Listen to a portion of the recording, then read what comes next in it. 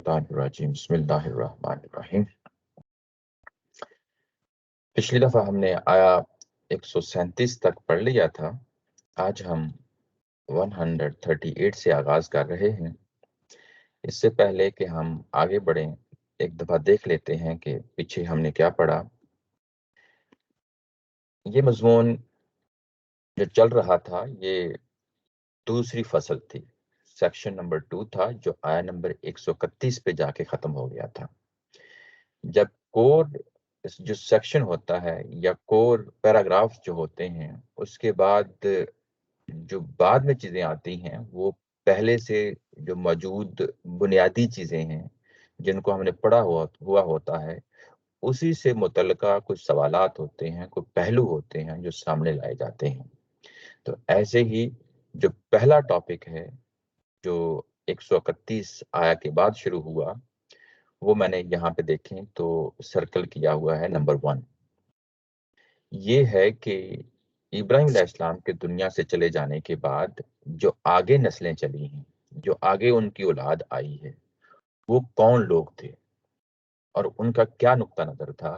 یہ موضوع ہے جس کو یہاں قرآن مجید زیر بحث لاتا ہے۔ جب یہ کہا تھا کہ ابراہیم علیہ السلام سے کہا گیا اس کا اللہ ربہ اسلم، کہ اپنے رب کے سامنے جھک جا، اور وہ کیسے جھکے؟ انہوں نے کہا تھا کالا اسلمت لرب العالمین، میں نے اپنے آپ کو پروردگار عالم کے حوالے کر دیا۔ یہی صفت، یہی نقطہ نظر، یہی زندگی گزارنے کا طریقہ کار آگے ابراہیم علیہ السلام کی اولاد یعقوب اور ابراہیم علیہ السلام کے حوالے سے یہاں اگلی آیہ میں بیان کیا گیا ہے۔ اور جب وہ بیان کیا گیا تو اس کی آگے تفصیل کی گئی ہے آیہ نمبر 133 کے اندر، کہ جب حضرت یعقوب علیہ السلام دنیا سے جا رہے تھے تو انہوں نے اپنی اولاد کو کیا کہا تھا۔ یہی کہا تھا کہ میرے جانے کے بعد کس کی عبادت کرو گے؟ تو انہوں نے آگے سے جواب دیا تھا کہ ہم ابراہیم علیہ السلام، اسماعیل علیہ السلام، اسحاق ہی کے جو معبود ہیں وہ ایک ہی معبود ہیں، اللہ تعالیٰ کی ذات ہے، ہم اسی کی عبادت کریں گے اور ہم اسی ہی کے لیے جو ہے نا وہ مسلم ہوں گے۔ یہ پچھلے جو پیراگراف گزرے ہیں وہاں ان کے آخر میں بھی یہی چیز آتی رہی، جیسا کہ یہاں پہ 131 کے آخر میں بھی دیکھیں تو کالا اسلمت لرب العالمین، ابراہیم علیہ السلام کہہ رہے ہیں۔ اس کے بعد آیہ نمبر 132 کا خاتمہ بھی یہی ہے، وانتم مسلمون۔ اس کے بعد یہاں جو اگلا پیراگراف آتا ہے وہ بھی اسی پہ خاتمہ ہوتا ہے، بنحن اللہ مسلمون۔ یعنی یوں کہہ لیں کہ ان سب کے سب درمیان ایک کامن تھیم ہے، وہ یہی کہ ہم سب سرنڈر کر رہے ہیں اللہ تعالیٰ کی ذات کے سامنے۔ اور آگے ایک خاتمے کی آئی تھی، خاتمہ یعنی اس کے بعد تلک امۃ قد خلت لہا ما کسبت ولکم ما کسبتم ولا تسألون عما کانوا یعملون۔ یہ ایک گروہ تھا، یعنی کون سا گروہ تھا؟ یہ پچھلے جو لوگ ہیں، اسماعیل علیہ السلام، حضرت یعقوب علیہ السلام، ابراہیم علیہ السلام، یہ ایک گروہ تھا، گزر گیا۔ جو کچھ انہوں نے کیا وہ انہی سے متعلقہ ہے، یعنی انہی کی کمایا ہوا ہے، اور وہ اس کی جزا یقیناً قیامت والے دن پائیں گے۔ اور جو کچھ تم کر رہے ہو وہ اس کا بدلہ تم جو ہے نا قیامت والے دن پاؤ گے، اور تمہیں نہیں پوچھا جائے گا کہ تمہارے پچھلے لوگ کیا کرتے رہے۔ اس کے بعد یہ سب کچھ سمجھنے کے باوجود اب پھر جو ہے نا یہاں مدینہ کے جو یہود ہیں اور نصارہ ہیں تقاضا کر رہے ہیں کہ یہودی ہوگے یا نصرانی تم ہوگے تو پھر ہی ہدایت پاؤ گے، پھر ہی تم نجات پاؤ گے۔ لیکن اس کے جواب میں نبی پاک صلی اللہ علیہ وسلم سے کہا گیا کہ آپ ان سے کہتے ہیں کہ نہیں، نجات کے لیے ایک ہی طریقہ ہے، وہ ابراہیم علیہ السلام کا جو ہے نا مذہب اختیار کرو، ملت ابراہیم کا لفظ بولا گیا۔ اس کے بعد صحابہ اکرام کو بھی ساتھ شامل کر لیا گیا، ان سے کہا گیا کہ تم بھی آگے بڑھو اور کہو کہ ہم جو ہیں قولوا آمنا باللہ وما انزل الینا، ہم اللہ پہ ایمان لاتے ہیں، جو کچھ ہم پہ نازل ہو رہا ہے اور جو کچھ ابراہیم، اسماعیل، اسحاق، یعقوب اور ان کی اولادوں پہ جو آگے خاندان چلے تھے ان پہ جو کچھ نازل ہوا، موسیٰ علیہ السلام، عیسیٰ علیہ السلام پہ جو کچھ نازل ہوا، یا باقی نبیوں کو جو کچھ نازل ہوا، ہم سب پہ جو ہے نا ایمان لا رہے ہیں۔ ہم ان میں سے کسی کے درمیان کوئی تفریق نہیں کرتے۔ اور پھر جو ہے نا یہاں پہ آپ دیکھیں تو خاتمہ ہو رہا ہے پیراگراف کا، وَنَحْنُ لَهُ مُسْلِمُونَ، ہم اسی کے لیے مسلم ہیں، اسی کے سامنے جھکتے ہیں، اللہ تعالیٰ کی ہی ذات کے سامنے جھکتے ہیں۔ اس کے بعد صحابہ کرام کی جو ہے نا جو ایمان ہے اس کو معیار بنایا اور کہا گیا کہ فَإِنْ آمَنُوا بِمِثْلِ مَا آمَنْتُمْ بِهِ فَقَدِ اهْتَدَوْا، اگر جو ہے نا یہ ایمان لاتے ہیں جیسا کہ تم ایمان لائے ہو، اور تمہارا ایمان لانا بالکل ایسا ہی ہے جیسے کہ ابراہیم ایمان لائے، جیسا کہ یعقوب علیہ السلام ایمان لائے، جیسا کہ اسماعیل علیہ السلام ایمان لائے، تمہارا ایمان بھی اسی نوعیت کا ہے۔ اور اگر یہ لوگ جو یہود ہیں یا نصارہ ہیں تمہارے طریقے کے مطابق جو ہے نا ایمان لے آتے ہیں تو پھر تو اچھی بات ہے، اگر نہیں لاتے وَإِن تَوَلَّوْا فَإِنَّمَا هُمْ فِي شِقَاقٍ، تو یہ ضد پہ ہیں، یہ ایک علیحدہ فرقہ ہے، یہ ایک دور جا پڑے ہیں اس مذہب سے جو ملت ابراہیم کا مذہب ہے۔ اس کے بعد میں نے کہا تھا کہ اگلا جو جملہ ہے فَسَيَكْفِيكَهُمُ اللَّهُ، اللہ تعالیٰ کی ذات کافی ہے تمہارے لیے، یہ ایک پرومس کہہ لیں، ایک وعدہ ہے، ایک اس میں بشارت ہے نبی پاک صلی اللہ علیہ وسلم کے لیے، تسلی اور تشفی کا سامان ہے کہ انہوں نے تو علیحدہ سے ایک فرقہ بنا لیا، شکاک میں چلے گئے، ضد، اناد، ہٹ درمی پہ چلے گئے، اور اس جگہ سے ہٹ گئے جس جگہ سے ابراہیم علیہ السلام تھے، یعقوب علیہ السلام تھے، اسماعیل علیہ السلام تھے، ہٹ گئے۔ تو اب جب کہ یہ ساری صورتحال سامنے ہے تو اب کیا ہوگا؟ اب یہاں تسلی اور تشفی کا سامان ہے، یہاں پہ اس کا جملہ معترضہ میں نے کہا تھا کہ یہ یہاں پہ جملہ معترضہ ہے، یعنی جو کچھ چیز پیچھے بیان ہو رہی ہے اور جو کچھ بعد میں بیان ہو رہی ہے، درمیان میں روک کے ایک تسلی اور تشفی کا سامان جو ہے نا وہ پیدا کیا گیا نبی پاک صلی اللہ علیہ وسلم سے کے لیے۔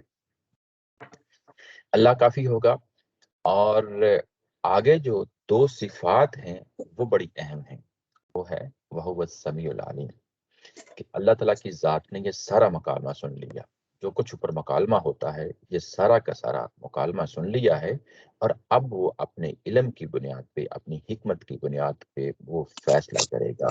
وہ فیصلہ یہ کرے گا کہ جو کچھ ان کو سزا دینی ہے وہ ان کو سزا دی جائے گی۔ یہ وہ موضوع ہے، یہ وہ مضمون ہے، یہ وہ تھیم ہے جو پیچھے کئی ایک آیات میں ہمارے سامنے آ رہا ہے۔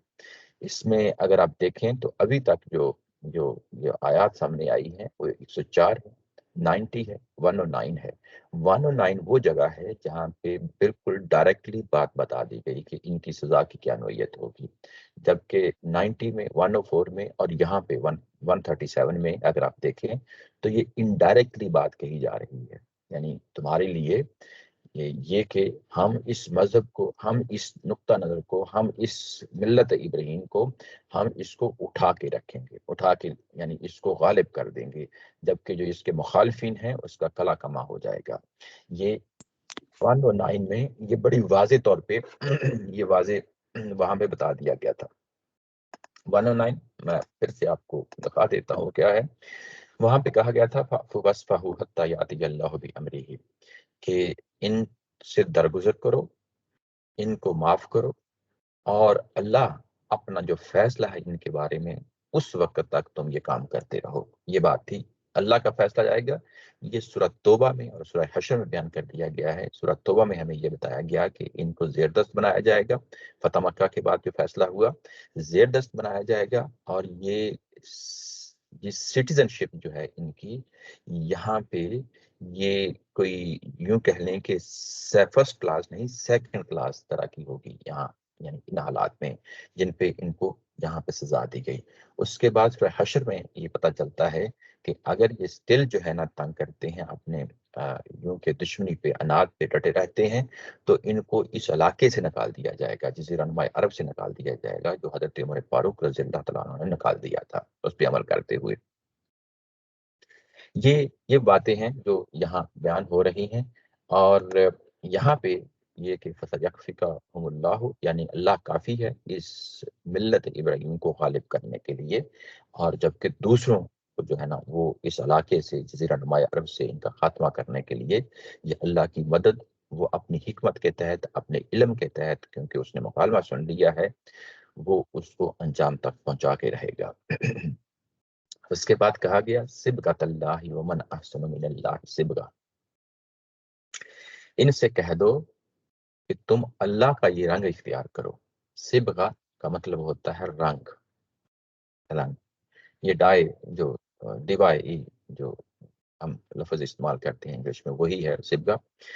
یہ کپڑوں کو رنگا جاتا ہے یا کسی خاص چیز کو خاص قسم کا جو ہے نا شیڈ دیا جاتا ہے، کلر دیا جاتا ہے، اس کے لیے یہ لفظ استعمال ہوتا ہے۔ یہاں پہ اگر آپ دیکھیں تو یہ کیوں کلر کا، رنگ کا جو ہے نا لفظ استعمال کیا گیا، بڑا ہی اہم ہے۔ ابھی تک اگر آپ دیکھیں پیچھے جو کچھ ہم نے پڑھا، وہ آیا نمبر 135 میں جو دوسرے پیج پہ اگر آپ دیکھیں تو وہاں پہ یہودی یہ کہہ رہے ہیں، نصارہ یہ کہہ رہے ہیں وَقَالُوا كُونُوا هُودًا أَوْ نَصَارَىٰ تَهْتَدُوا، یہ کہ تم یہودی ہو جاؤ، نصارہ ہو جاؤ تو ہدایت پاؤ گے۔ اس کے جواب میں نبی پاک صلی اللہ علیہ وسلم یہ کہہ رہے ہیں کہ نہیں، میں نے ملت ابراہیم اختیار کر لی ہے اور تمہیں بھی میں اسی کی دعوت دیتا ہوں۔ یہ کہ میرے اور تمہارے درمیان اگر کوئی کامن چیز ہو سکتی ہے تو وہ ملت ابراہیمی ہے، ملت ابراہیم حنیفہ، اور اسی رستے پہ چلو، میں خود بھی اسی پہ چل رہا ہوں، تمہیں بھی اس کی دعوت دے رہا ہوں، تمہارے آباء و اجداد بھی اسی رستے پہ چل رہے تھے۔ اور اس کے بعد صحابہ اکرام سے بھی یہی تقاضا کیا گیا کہ ان سے کہہ دو کہ ہم ایمان لے آئے، جو کچھ ہم پہ نازل ہو رہا ہے اور جو کچھ ابراہیم، اسماعیل، اسحاق، یعقوب اور اسباط پہ نازل ہوا تھا، عیسیٰ اور موسیٰ پہ نازل ہوا تھا، ان سب پہ ہم ایمان لے آئے ہیں۔ جب ہم ایمان لے آئے ہیں تو ہم یک رنگی اختیار کر لی ہے، یعنی ملت ابراہیم کے ساتھ ہم گل مل گئے ہیں، ملت ابراہیم ہی کو ہم نے اختیار کر لیا ہے۔ یہ جو ملت ابراہیم کو اختیار کر لینا ہے، یہ اصلاً کیا ہے؟ یہ ہے حنیف ہو جانا، یکسو ہو جانا، یعنی اللہ تعالیٰ کے لیے اپنے آپ کو وقف کر دینا، ہر طرح کے شرک سے دور رہنا، ہر طرح کی بدعات سے دور رہنا، ہر طرح کی خواہشات نفسانی سے دور رہنا۔ یہ جو ہے، یہ اصل میں یہی وہ رنگ ہے، توحید کا رنگ ہے، جو جب چڑھتا ہے تو اس کے لیے لفظ بولا گیا ہے صبغۃ اللہ، یعنی ہم نے وہ جو مذہب ہے، وہ جو دین ہے جو ہم پہ واضح ہو گیا، ہم نے اس کو اختیار کر لیا، ہمارے سامنے کوئی تعصب حائل نہ ہوا، ہم نے جب سرنڈر کر دیا ہے، اس دین کے لیے سرنڈر کر دیا ہے، تو گویا کہ ہم نے وہ رنگ اختیار کر لیا ہے جو اللہ تعالیٰ کی ذات چاہتی ہے۔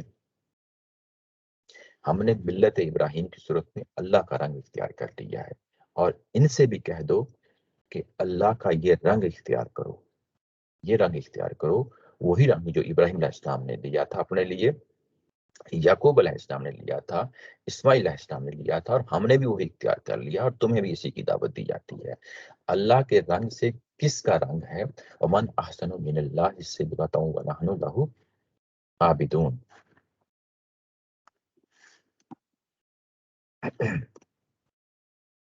اللہ کے اس رنگ سے بڑھ کر کس کا رنگ ہو سکتا ہے؟ ومن احسن من اللہ صبغہ، یعنی کس کا رنگ جو ہے نا، جو اللہ کا رنگ ہے، جو یہ دیا ہوا رنگ ہے، اس سے بڑھ کے کون سا رنگ اچھا ہو سکتا ہے؟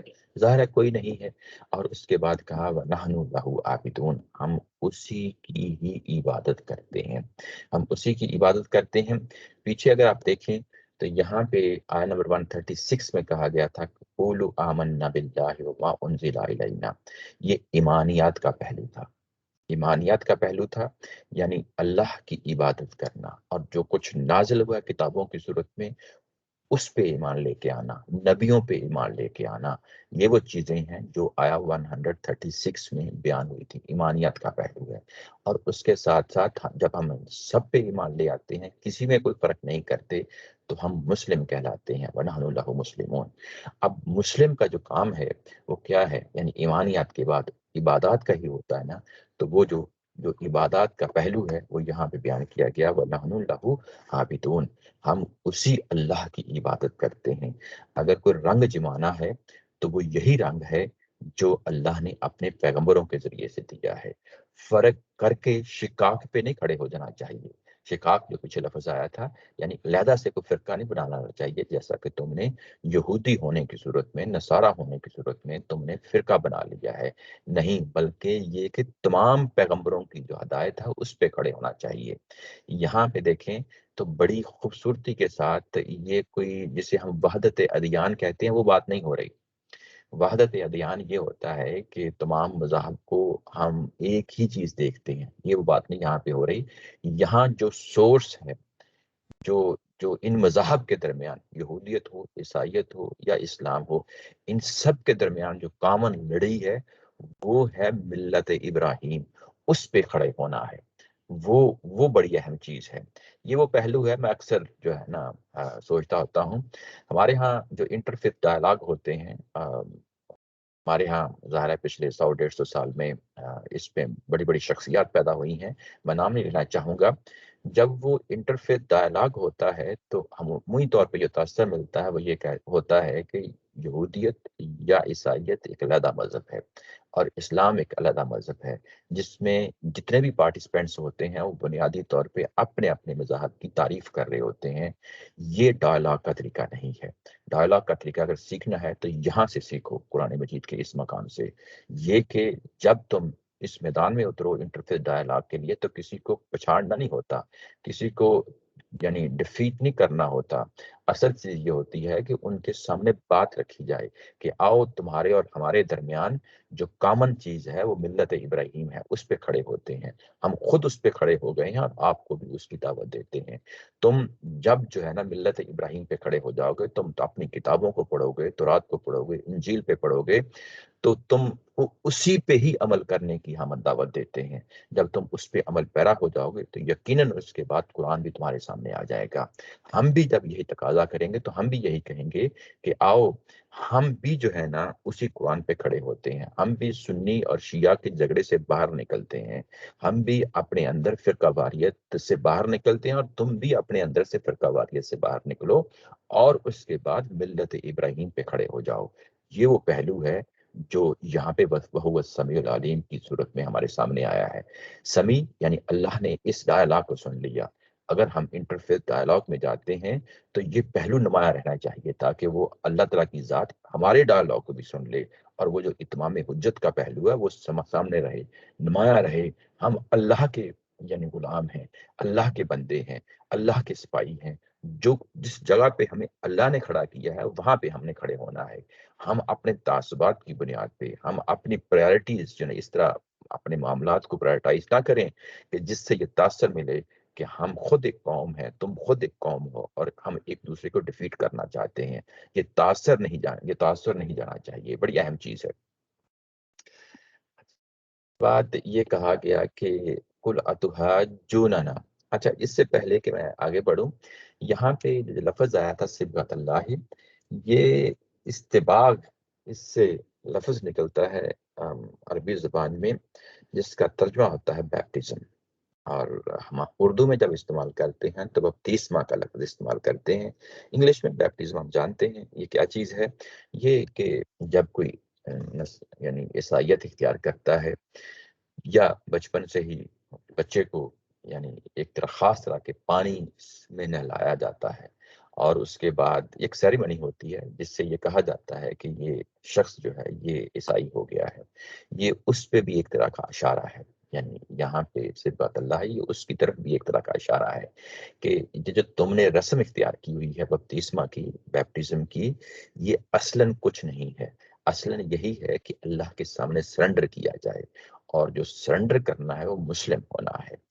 مسلم ہو جاؤ گے تو اللہ کی جو ہے نا رنگ میں رنگ جاؤ گے، اور جو کچھ نبیوں نے کہا، جو کچھ نبیوں کے یعنی ہدایت میں ان کی طرف آنے والی وحی میں جو کچھ ہے اس کو اختیار کر لینا ہے، نہ کہ محض چند ایک رسوم کو اختیار کر لینے سے یعنی آپ مسلم ہوتے ہیں، اللہ کے سامنے سرنڈر کرتے ہیں۔ یہ وہ پہلو ہے، یہ بھی سامنے رہنا چاہیے۔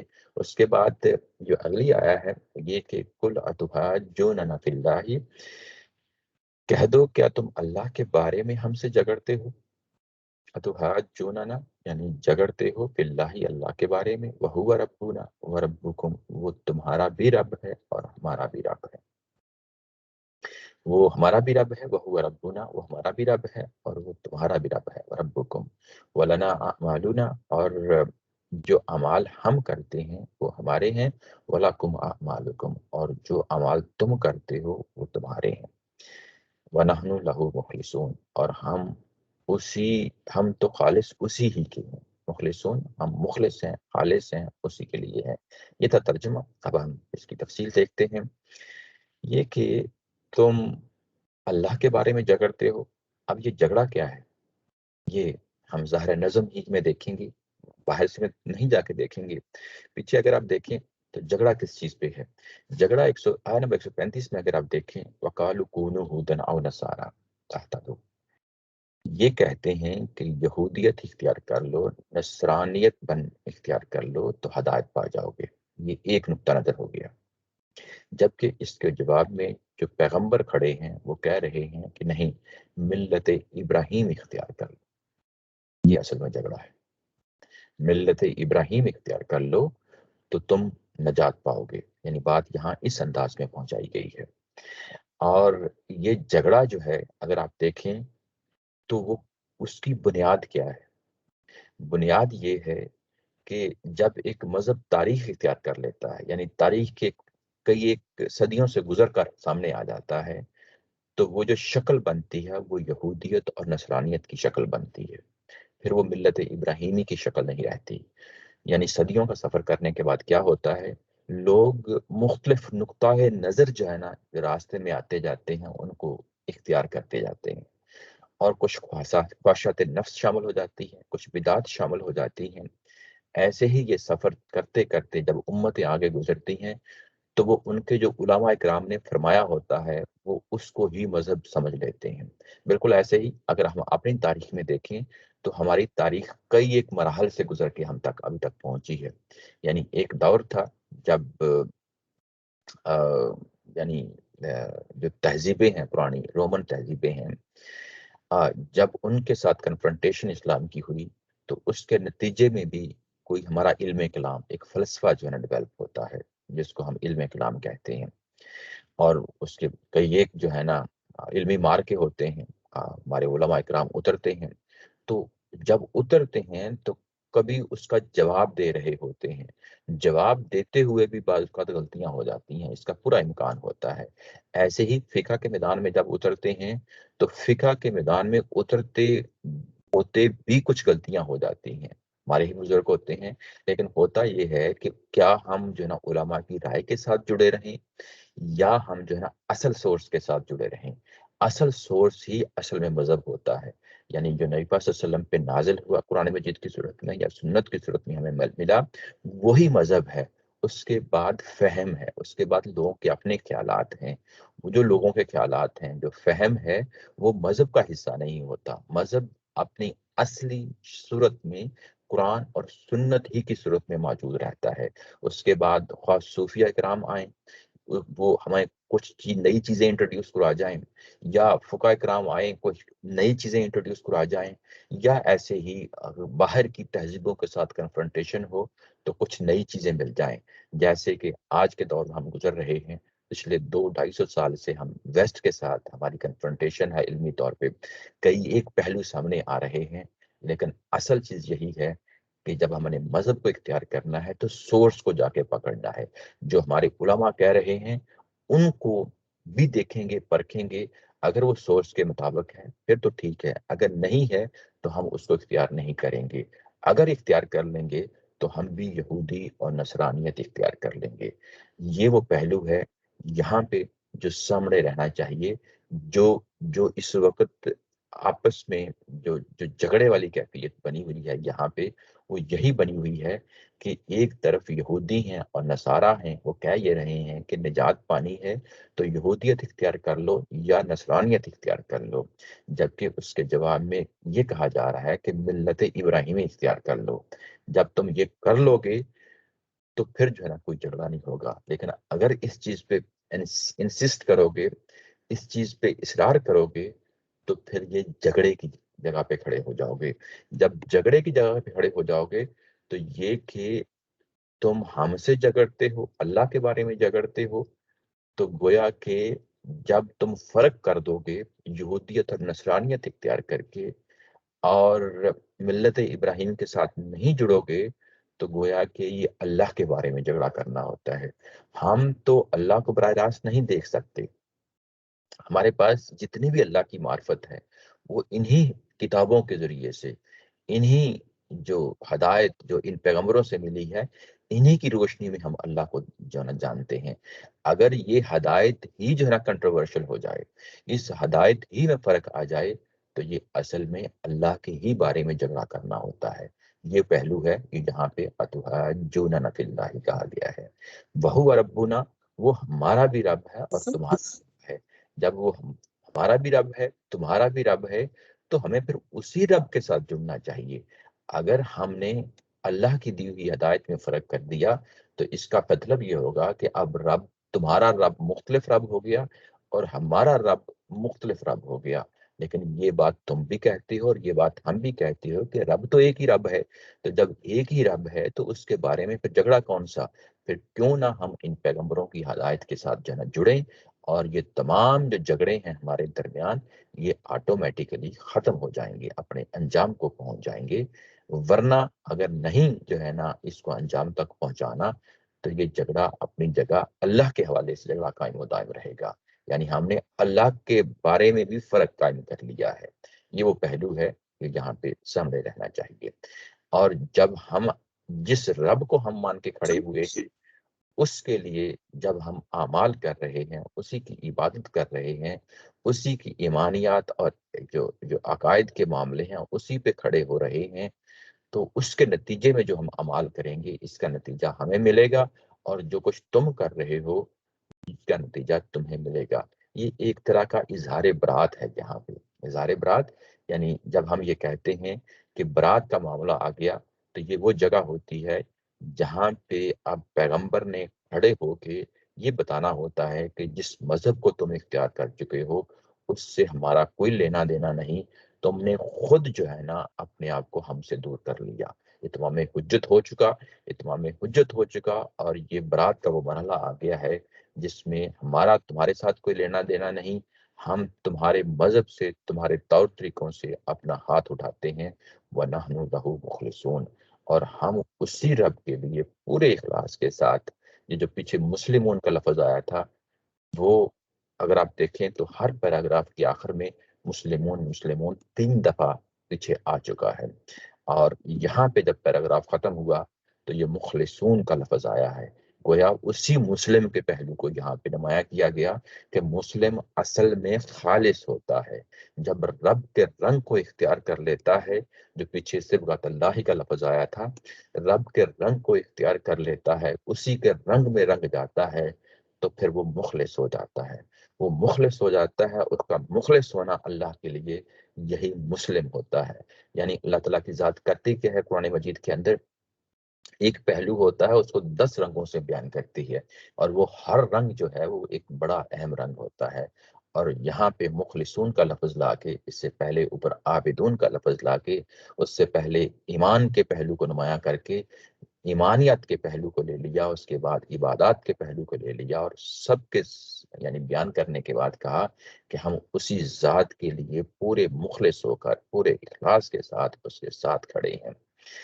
اچھا، اگلا پیراگراف ہے ام تقولون ان ابراہیم و اسماعیل و اسحاق و یعقوب والاسباط کانوا ھودا او نصارا، یعنی اس سارے ڈائلاگ کے باوجود بھی اب بھی تم یہی کر رہے ہو، یہ تم کہتے ہو، ام تقولون، کہ تم کہتے ہو، کیا تم کہتے ہو کہ ابراہیم، اسماعیل، اسحاق، یعقوب اور اسباط، اسباط جو ان کے آگے قبائل چلے تھے یا ان کی اولادیں جو تھیں، وہ یہودی تھے یا نصارہ تھے؟ اب بھی تم یہی جو ہے نا دعویٰ کرتے ہو؟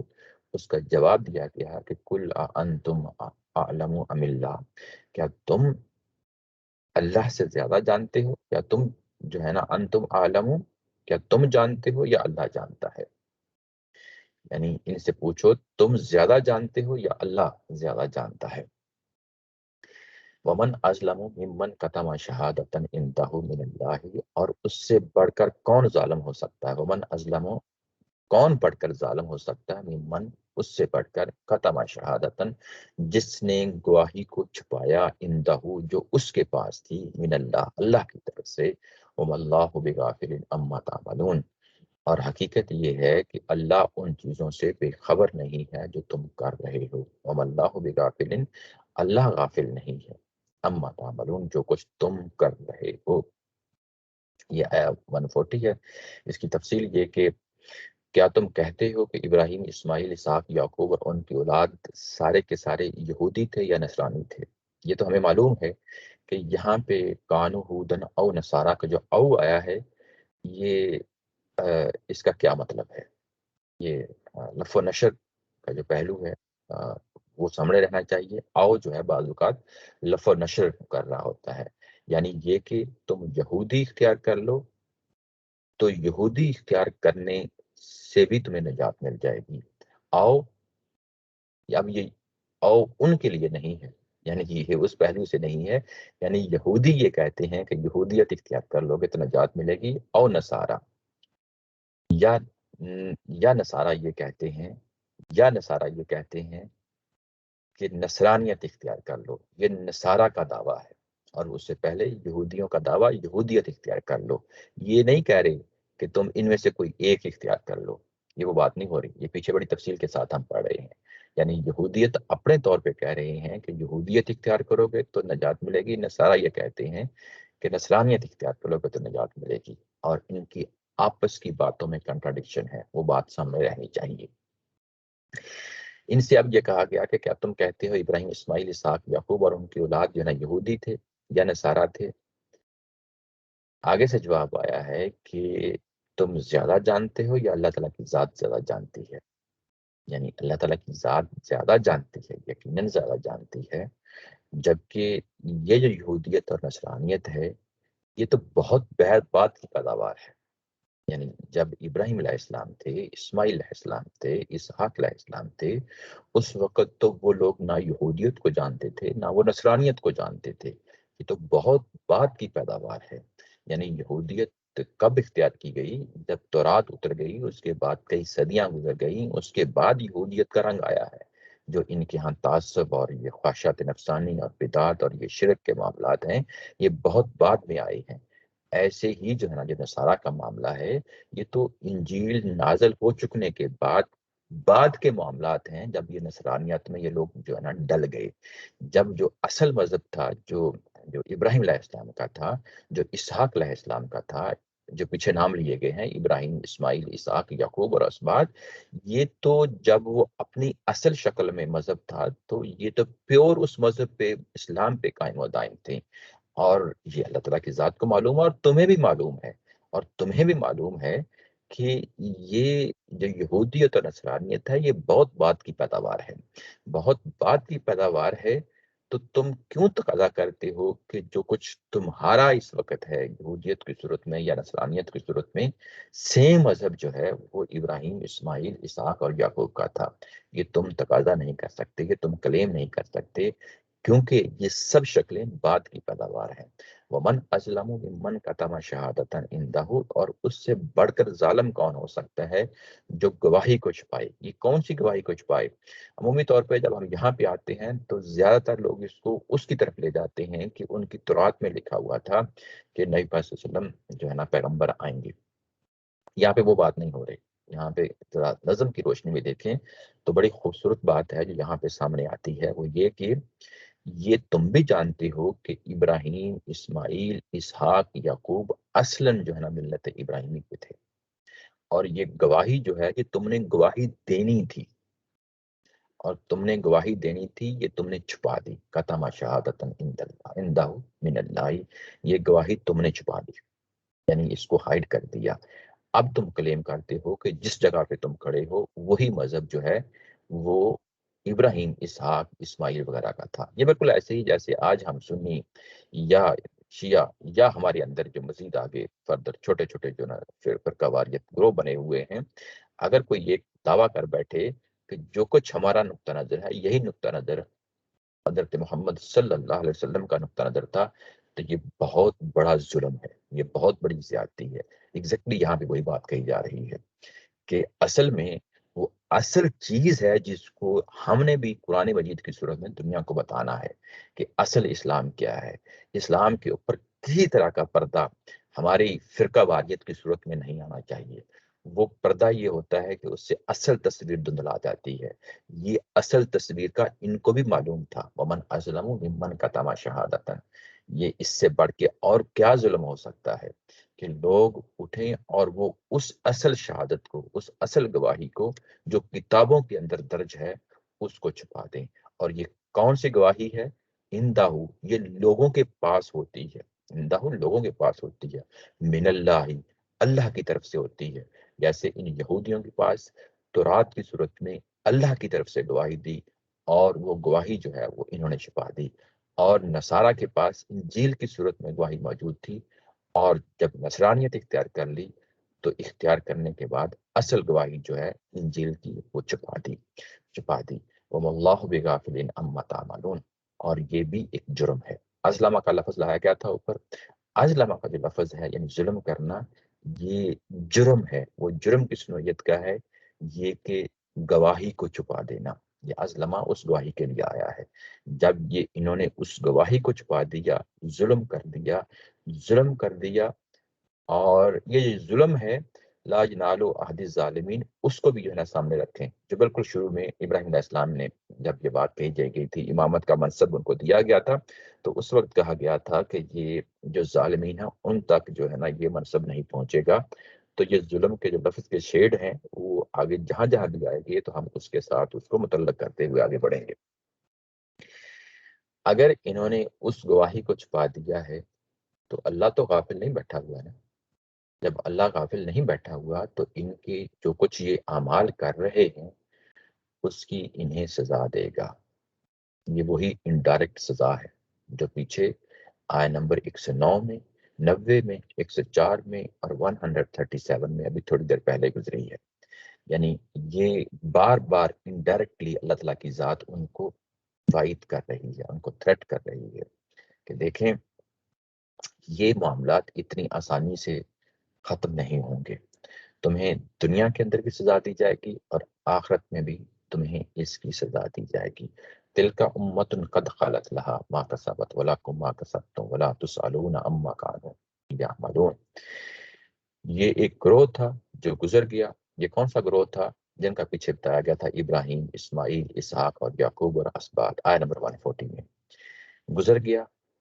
ان کا ہے جو انہوں نے کیا، لہا ما کسبت، ان کا ہے جو کچھ انہوں نے کیا، ولکم ما کسبتم، اور تمہارا ہے جو تم نے کیا، ولا تسألون عما كانوا يعملون، اور تم سے یہ نہ پوچھا جائے گا کہ وہ کیا کرتے تھے۔ یہاں اگر آپ دیکھیں تو ترجمے سے پہلے میں نے لکھا ہے، یہ اضافی ترجمے سے ہٹ کے، ابراہیم اور اولاد ابراہیم کے متعلق تمہاری کج بحثی بے سود ہے۔ کج بحثی جھگڑا کو کہتے ہیں، جو اوپر جو جھگڑا تھا نا، کل اتحاجوننا فی اللہ، یعنی یہ کہ جو اظہار برات کیا گیا تھا، اب وہ مرحلہ آ گیا ہے کہ ان سے ہاتھ اٹھا لیا جائے، پیچھے ہٹ لیا جائے اور آخری بات کر دیا جائے کہ تمہارے ساتھ اب ہم نے جو بات پہنچانی تھی وہ پہنچا دی، اب اس کے بعد مزید ہم جھگڑا نہیں آپ سے کرنا چاہتے۔ جو وہ پچھلا گروہ تھا جن پہ ہم بار بار کوشش کر رہے تھے تمہیں لانے کی، ابراہیم ہوں، اسماعیل ہوں، اسحاق ہوں، یعقوب ہوں، وہ گزر گیا۔ انہوں نے جو کچھ کیا وہ ان کے اعمال تھے، تم نے جو کچھ کرو گے تمہارے اعمال ہیں۔ یعنی اگر آپ دیکھیں تو اس کے ساتھ جو پیچھے آیہ نمبر 139 گزری ہے، وہاں پہ ہم نے اپنے بارے میں بھی یہی کہہ دیا تھا، اپنے بارے میں یعنی اہل ایمان نے، صحابہ اکرام کی جماعت ہے وہ بھی یہی کہہ رہی ہے، وَهُوَ رَبُّنَا وَرَبُّكُمْ وَلَنَا أَعْمَالُنَا وَلَكُمْ أَعْمَالُكُمْ۔ یعنی جو معاملہ یہاں پہ ہم پچھلے پیغمبروں کے بارے میں اور یہود کو ساتھ کھڑا کر کے کہہ رہے ہیں کہ وہ ایک گروہ تھا گزر گیا، ویسے ہی ہم نے کہا وَلَنَا أَعْمَالُنَا وَلَكُمْ أَعْمَالُكُمْ، یعنی ہمارے بھی اعمال ہمارے اپنے ہی اعمال ہیں اور تمہارے اعمال تمہارے اپنے ہی اعمال ہیں۔ یعنی جو جزا اور سزا ملنی ہے وہ ہمارے اپنے اعمال کی وجہ سے ملے گی، اور تمہیں جو جزا اور سزا ملے گی تمہارے اپنے اعمال کی وجہ سے ملے گی۔ یہ جو آیا ہے، آیا نمبر 141، یہ ریپیٹ ہوئی ہے، یہ ریپیٹ ہوئی ہے۔ یہ اس سے پہلے کہاں آئی ہے؟ یہ 134 ہے، میں نے لکھا ہے 134 میں اگر آپ جا کے دیکھیں تو وہ کیا ہے، وہ وہاں پہ یہی آیا ہے۔ اگر آپ یہاں دیکھیں، تلک امت قد خلت لها ما کسبت ولکم ما کسبتم ولا تسألون عما كانوا يعملون۔ قرآن مجید میں جب کوئی ریپیٹ کوئی چیز ہوتی ہے، یہ بعض اوقات ایک سورہ کے اندر ایک آیا بار بار ریپیٹ ہوتی ہے، جیسے سورہ رحمان کے اندر ہم جانتے ہیں، ایسے ہی مختلف صورتوں کے درمیان بھی کچھ آیات ہوتی ہیں جو ریپیٹ ہوتی ہیں، وہ محض ریپیٹیشن نہیں ہوتی، کہ یاد رکھیں۔ یعنی اگر آپ کو محسوس ہوتا ہے کہ یہ ریپیٹ ہوئی ہے تو وہ کوئی پہلو ہے جس کو نمایاں کیا جا رہا ہے۔ 134 میں وہ کون سا پہلو تھا اور جو ابھی ہم نے پڑھا ہے وہ کون سا پہلو ہے، کیوں جو ہے نا یہ ریپیٹ ہوئی؟ وہ جو پہلو ہے وہ اگر آپ غور کریں تو اس سے پہلے جو بات ہو رہی تھی، اس آیا 134 سے پہلے وہ ان پیغمبروں کی بات ہو رہی تھی، ابراہیم علیہ السلام، یعقوب، اسماعیل، ان لوگوں کی بات ہو رہی تھی، پیغمبروں کی۔ اور اس کے بعد جب یہ آیا آئی تو یہ پیغمبروں کا پہلو ہے جو یہاں پہ نمایاں کرنا ہے۔ یعنی جب اس آیا کو پڑھیں گے 134 میں تو پیغمبروں کا پہلو ہے جو نمایاں کرنا ہے۔ تل کا امت قد خلت، وہ ایک امت تھی، لہا ما کا سبق، یہ وہ پہلو ہے جس کو زیادہ نمایاں کرنا ہے۔ اور وہ پیغمبروں کے پہلو کے جو ہے نا یوں کہنے کہ اس کے نیچے نیچے پھر ہم نے ان کو دیکھنا ہے، وَلَكُمْ مَا كَسَبْتُمْ وَلَا تُسْأَلُونَ عَمَّا كَانُوا يَعْمَلُونَ۔ یہاں پہ یہ پہلو ہے، یعنی پیغمبروں کو سامنے رکھتے ہوئے تم نے اپنے اعمال جو کیے ہیں، وہ پیغمبروں کے اعمال تو اپنے اعمال ہوں گے، ان کو جزا ملے گی، لیکن جو کچھ تم کر رہے ہو اس کا ان پیغمبروں کے اعمال سے کوئی لینا دینا نہیں ہے۔ یہ پہلو یہاں پہ ہوا۔ اور یہاں پہ جب یہ ریپیٹ ہوئی ہے، اگر آپ دیکھیں 134 یعنی 141 میں، تو یہاں پہ اگر آپ دیکھیں تو یہاں پیغمبروں کے ساتھ ساتھ خاص طور پہ یہود کے جو رویہ ہے اس کو سامنے رکھا گیا ہے۔ اگر بار بار دیکھیں کل اتحاجوننا فی اللہ وہو ربنا، اور اس کے بعد نیچے بھی اگر آپ آ جائیں تو یہ کہہ رہے ہیں کان یہود او نصارا، کہ ابراہیم اور اسماعیل اور اسحاق اور یعقوب یہ یہودی اور نصارا تھے۔ اس کے بعد ان کو زور دے کے کہا گیا کہ اللہ زیادہ جانتا ہے یا تم زیادہ جانتے ہو؟ تم ظلم پہ کھڑے ہو جاتے ہو جب تم اللہ کی گواہی کو چھپاتے ہو۔ یہ وہ پہلو ہیں جہاں پہ جو یہودیت اور نصارہ کے پہلو ہیں، جو ان کے رویے ہیں، ان کو نمایاں کیا جا رہا ہے۔ تو جب آیت کو رپیٹ کیا تو رپیٹ کرنے کے بعد اگر آپ دیکھیں تو جو دوسرا حصہ ہے وَلَكُمْ مَا كَسَبْتُمْ وَلَكُمْ مَا كَسَبْتُمْ، یہ وہ پہلو ہے جس کو یہاں پہ نمایاں کرنا مقصود ہے۔ تو یعنی کوئی چیز رپیٹ ہوتی ہے تو وہ جو بات پیچھے کہی جا رہی ہے، بات اوورال اسی کے اندر جو ہے نا ظاہر ہے اس کے ساتھ اس نے اٹیچ ہونا ہے۔ تو جو بیک گراؤنڈ ہے اس کو وہ سامنے رکھیں تو پھر وہ پوری آیا کو سمجھنے کی کوشش کریں۔ وہ یہ کہ وہ ایک گروہ تھا جو گزر گیا، ان کا ہے جو انہوں نے کیا، تمہارا ہے جو تم نے کیا، تم سے یہ نہ پوچھا جائے گا کہ وہ کیا کرتے تھے۔ اس کے ساتھ یہ جو پہلا ٹاپک تھا، پہلا مضمون تھا، وہ ختم ہو گیا۔ اب اس کے بعد جو دوسرا ٹاپک ہے وہ شروع ہونے لگا ہے۔ یہ کس چیز کا دوسرا ٹاپک ہے؟ یاد رکھیں کہ یہ دوسرا سیکشن تھا، اس سیکشن کا جو کور آیات تھیں وہ گزر گئیں۔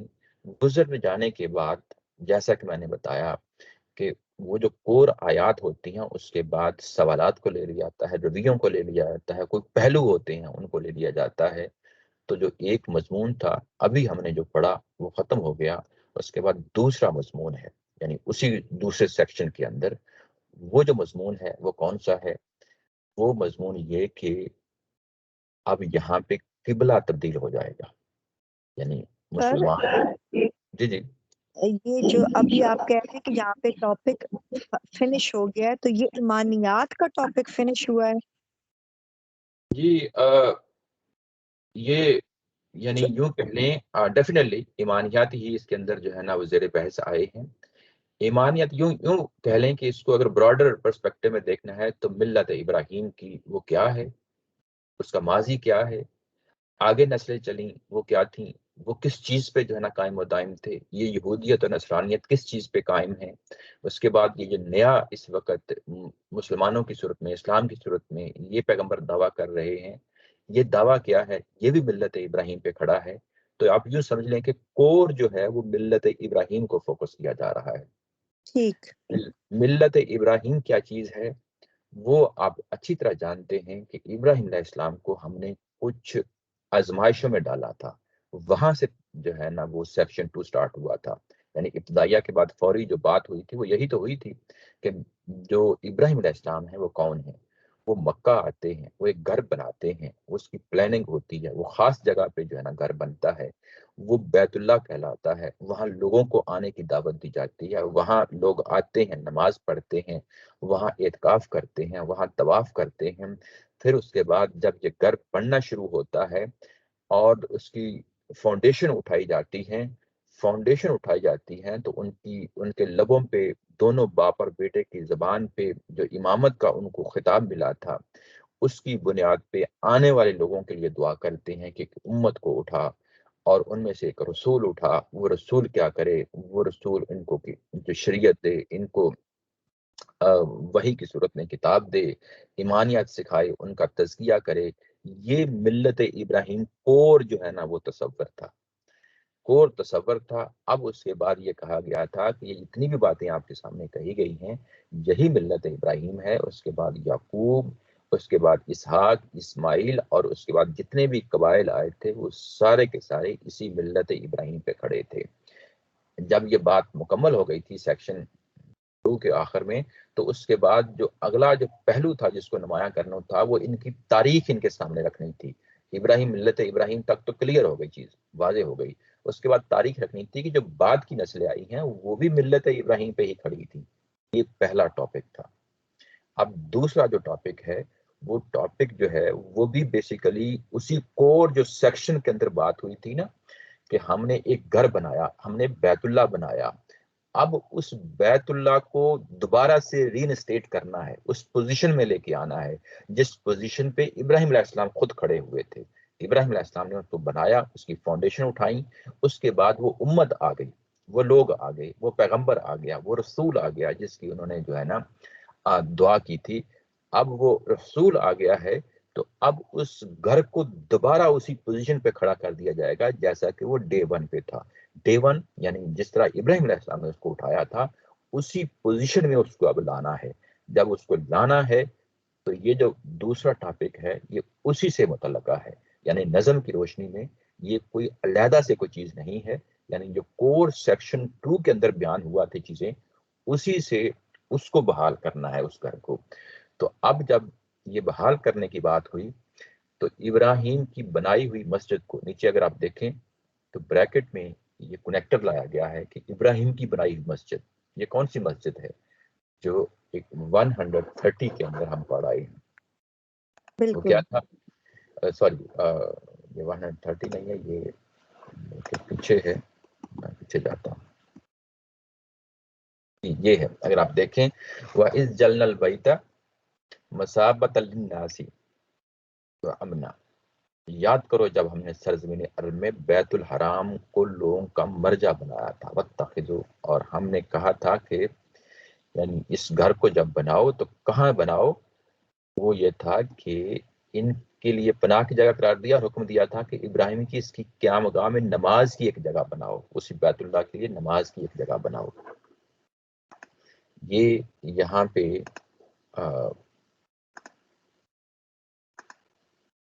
یہ سیقول الصفحاء، یہ اسی سے متعلقہ ہے۔ ابراہیم کی بنائی ہوئی مسجد کو اے پیغمبر ہم نے تمہارے لیے قبلہ ٹھہرانے کا فیصلہ کیا ہے، قبلہ ٹھہرانے کا فیصلہ کیا ہے۔ اچھا، اب آگے کیا بات ہے؟ آگے یہ کہ سیقول، یہ کہیں گے، سا ہوتا ہے ان قریب یعنی جلد ہی یہ کہیں گے، یقول کون کہیں گے؟ صفحاء، صفحاء یہ تو صفیح کی جمع ہے، ہم جانتے ہیں، احمق ہوتا ہے، بے عقل ہوتا ہے اس کا ترجمہ۔ من الناس، انہی لوگوں میں سے، جو سامنے لوگ ہیں وہ کون ہیں؟ یہود و نصارہ ہیں جن کے پیچھے بات ہو رہی ہے۔ انہی لوگوں کا نام لے کے کہا کہ انہی لوگوں میں سے جو صفی لوگ ہیں، صفحاء لوگ ہیں، احمق لوگ ہیں، وہ کیا کہیں گے؟ ما ولاہم، کہ کس چیز نے ان کو موڑ دیا۔ واللہ کے بعد جب ان پریپوزیشن آتی ہے تو اس کا مطلب ہوتا ہے منہ موڑ لینا۔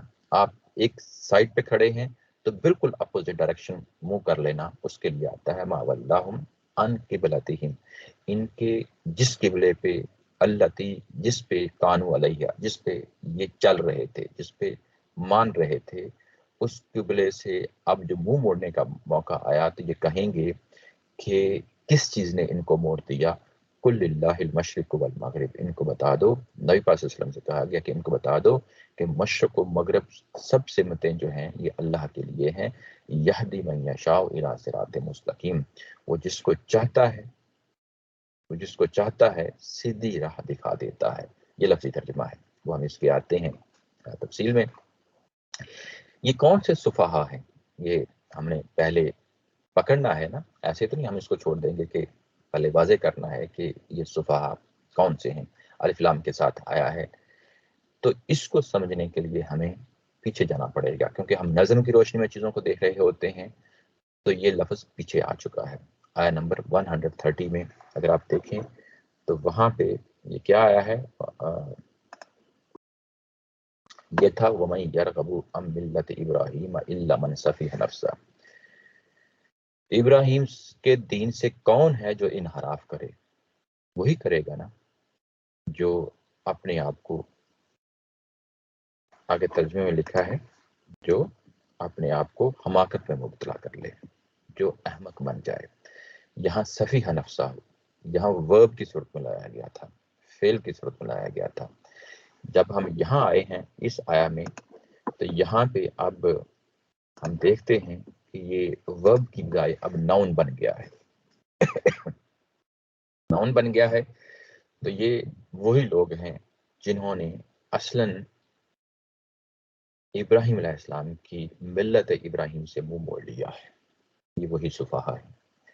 یعنی یہ جھگڑا پیدا کرنا، یہ پیچھے جو آیا تھا نا کہ یہ اتوہا جوننا، کہ جھگڑا پیدا کرنا، یہ ان کا اب خاص وصف ہو چکا ہے، اعتراض کرنا ان کا خاص وصف ہو چکا ہے۔ قدم قدم پہ جو بھی جو ہے نا کوئی وحی آئے گی، اب اس سے یہ کوئی نہ کوئی بال کی کھال اتاریں گے اور کوئی نہ کوئی سامنے کوئی اعتراض لے آئیں گے۔ تو یہاں پہ اب جب کہ یہ عنقریب کہیں گے کہ کس چیز نے ان کو مجبور کیا ہے کہ اپنا قبلہ بدل دیں، ابھی قبلہ بدلا نہیں ہے۔ سر آپ سے ایک بات پوچھ لوں؟ جی جی سر یہ آپ جو کہہ رہے ہیں کہ اس میں آیت میں ہے نا کہ مشرق اور مغرب اللہ کی ذات کو بلونگ کرتے ہیں، تو جی اس میں کیا بتایا جا رہا ہے کہ اس کا مطلب کیا یہ بنتا ہے کہ اٹ میکس نو ڈفرنس کہ قبلہ جو ہے وہ مشرق میں ہے کہ مغرب میں ہے؟ اور دوسرا کویسچن جو میں آپ سے پوچھنا چاہ رہی ہوں وہ یہ ہے کہ یہ جو قبلہ چینج کیا گیا تھا، یہ یہود کو انسلٹ کیا گیا تھا یا ان کو پنش کیا گیا تھا، اور یا اور یہاں پہ مسلمانوں کو کیسے ایڈریس کیا جا رہا ہے کہ جیسے ان سے ہم نے چھین لیا تھا قبلہ اور ان سے ہم نے وہ تاج چھین لیا تھا یا وہ جو سپریمیسی انجوائے کر رہے تھے، تو اس میں مسلمانوں کو کیسے یہاں پہ وارننگ دی جا رہی ہے؟ جی، یہ جتنے بھی سوالات ہیں یہ میں آپ کو یقین دلاتا ہوں کہ آیا نمبر 142 اور 143 کے اندر یہ سارے کے سارے آ چکے ہیں۔ یہ اچھا، جتنے بھی آپ نے جی جتنے بھی آپ نے یہ سوالات اٹھائے ہیں یہ سارے کے سارے ہیں۔ ابھی ہم نے ظاہر آغاز کیا ہے، آپ نے یہ سوالات اٹھائے ہیں اور یقیناً ظاہر یہ چیز سامنے رہے گی آپ کے بھی اور میرے بھی۔ اصلاً یہ انہی کو جو ہے نا اب ہم دیکھنے جا رہے تھے ایک ایک کر کے۔ مطلب یہ یہود کو ایڈریس کیا جا رہا ہے، لیکن تنبیہ تو مسلمانوں کو کی جا رہی ہے نا کہ جب انہوں نے ڈس اوبے کیا تو ان سے یہ چیز چھین لی گئی تھی، تو مسلمانوں کو وارن کیا جا رہا ہے کہ اگر تم لوگ بھی ٹھیک راہ پہ نہیں رہو گے تو تمہارے سے بھی سنیچ کر لیا جائے گا، یہی بات ہے نا؟ نہیں، ابھی میرا خیال ہے اس کو مکمل کر لیتے ہیں پھر واضح ہو جائے گا، پھر میں آپ سے پوچھوں گا کہ آپ کے جوابات مل گئے آپ کو؟ اچھا چلیں ٹھیک ہے، تھینک یو سو جی مچ سر۔ کوئی مسئلہ نہیں، کوئی ایشو نہیں۔ جی یہ کہ اب انہی صفحہ میں سے، انہی احمقوں میں سے یہ لوگ کہیں گے کہ کس چیز نے ان کو موڑ دیا ان کے قبلے سے جس پہ یہ تھے۔ اچھا، یہ قبلہ کیا چیز ہوتی ہے؟ قبلہ اصل میں جب آپ نماز پڑھ رہے ہوتے ہیں تو آپ اپنی ڈائریکشن دیتے ہیں اپنے آپ کو، یعنی ایک تنظیم لاتے ہیں۔ نماز پڑھیں جس طرح نماز میں ہم پڑھتے ہیں، لائنوں میں صفوں میں کھڑے ہوتے ہیں، آگے ہمارا امام کھڑا ہوتا ہے، یہ نماز کو ایک آرگنائز کیا جاتا ہے، تنظیم میں لایا جاتا ہے۔ ایسے ہی قبلہ کی طرف رخ کر کے جو ہے نماز پڑھی جاتی ہے۔ یہ قبلہ وہ قبلہ ہے جو ابھی آپ کے سامنے میں نے یعنی اس کی وضاحت کی ہے۔ اب یہاں یہ کہ ابھی اعلان، یوں کہیں کہ اعلان نہیں ہوا، ابھی اعلان ہونے سے پہلے جو پہلا سٹیپ ہے وہ فور وارن کیا جا رہا ہے کہ ابھی ہم نے اس قبلے کو بدل دینا ہے، اس قبلے کو بدل دینا ہے۔ یعنی یہاں پہ اگر آپ دیکھیں تو وہ کون سا قبلہ ہے جس سے بدل دینا ہے؟ اصلاً تو ابراہیم علیہ السلام کا جو ہے نا پیچھے گھر تھا نا، اس کی بات ہو رہی تھی۔ تو یہاں پہ کوئی اور قبلہ ہے جس کی طرف مسلمان جو ہے نماز پڑھ رہے ہیں، وہ قبلہ بیت المقدس ہے جس کی طرف منہ کر کے نماز پڑھ رہے ہیں۔ وہ جو ہسٹری ہے وہ کیوں جو ہے نا پہلے بیت المقدس کی طرف نماز پڑھی جا رہی ہے، وہ بھی اسی آیا کے اندر آ جائے گا۔ قرآن مجید جب جو بات کرتا ہے تو مکمل طور پہ اپنی بات کرتا ہے، ایسا کبھی نہیں ہوتا کہ وہ بات تشنا رہ جائے۔ ہم نے الفاظ ہی کے اندر سے وہ چیز اٹھانی ہوتی ہے جو چیز وہاں بیان ہوتی ہے۔ تو ہم آگے بڑھیں گے، یہ ساری چیزیں آہستہ آہستہ کھلتی جائیں گی۔ یعنی ابھی ہمیں یہی پتہ چل رہا ہے کہ کوئی قبلہ ہے جس سے جو ہے نا منہ موڑ لیا گیا ہے، اور منہ موڑ کے اب اس کو بیت اللہ کی طرف، ابراہیم علیہ السلام کے قبلے کی طرف جو ہے نا وہ کر دیا گیا ہے۔ اور اس کے بعد درمیان میں ایک یوں کہہ لیں کہ پھر جملہ معترضہ کی صورت میں لایا گیا کہ بھئی یہ درمیان میں کل اللہ المشرق والمغرب کی کیوں بات کہی گئی؟ جب یہ قبلہ بدلا گیا ہے، یہ بیت المقدس سے بیت اللہ کی طرف کیا گیا ہے، تو وہاں پہ مشرق اور مغرب تو انوالو نہیں ہے، وہاں تو نارتھ اینڈ ساؤتھ ہیں۔ یعنی بیت المقدس جو ہے وہ نارتھ کی طرف ہے اور ساؤتھ کی طرف جو ہے نا بیت اللہ ہے۔ یہاں مشرق کی کیوں بات کہی گئی؟ مشرق و مغرب کی کیوں بات کہی گئی؟ یہ بیسیکلی ہنٹ ہے، تعریض ہے۔ کس چیز پہ؟ یہ مضمون پہلے گزر چکا ہے۔ یعنی جب ہم نظم کی روشنی میں پڑھتے ہیں تو وہ پہلے چیزیں بیان جو ہوئی ہوتی ہیں اس کو بھی ساتھ لے کے چل رہے ہوتے ہیں۔ یعنی اگر یہ مضمون یہاں سے اٹھا ہوا ہوتا تو پھر یہ کہ نارتھ اور ساؤتھ کا مسئلہ ہوتا، لیکن یہاں نارتھ اور ساؤتھ کا مسئلہ نہیں ہے، یہ بلکہ مشرق اور مغرب کی بات کہی گئی ہے۔ یہ مشرق اور مغرب کس حوالے سے بات کہی گئی ہے، یہ ہمیں پھر پیچھے جانا پڑے گا۔ وہ کون سا ہے؟ آیت نمبر 115 میں جو ہے اگر ہم جا کے دیکھیں تو وہاں یہ چیز بیان ہوئی ہے۔ وہاں کیا بیان ہوئی ہے؟ وہاں پہ اگر آپ جا کے دیکھیں تو وہاں پہ یہ ایشو تھا جو مسجدوں میں جانے کے حوالے سے ایشو تھا۔ ومن ازلم ممن منع مساجد اللہ ان یذکر فیہا اسمہ وسعی فی خرابیہا۔ اس سے بڑھ کر ظالم کون ہو سکتا ہے کہ جو مسجدوں میں آنے سے لوگوں کو روکے اور مسجدوں کے اندر خرابی پیدا کرے۔ حالانکہ ہونا یہ چاہیے تھا کہ جتنے لوگ بھی مسجدوں کے اندر جاتے ہیں وہ اللہ سے ڈرتے ہوئے داخل ہوتے۔ اب جب کہ یہ منع کر رہے ہیں تو ان کے لیے دنیا کے اندر بھی عذاب ہے اور آخرت کے اندر بھی عذاب ہے۔ ان کو بتا دو کہ وَلِلَّهِ الْمَشْرِقُ وَالْمَغْرِبُ، یہ دیکھیں یہ آیت کا وہ ٹکڑا ہے، وَلِلَّهِ الْمَشْرِقُ وَالْمَغْرِبُ۔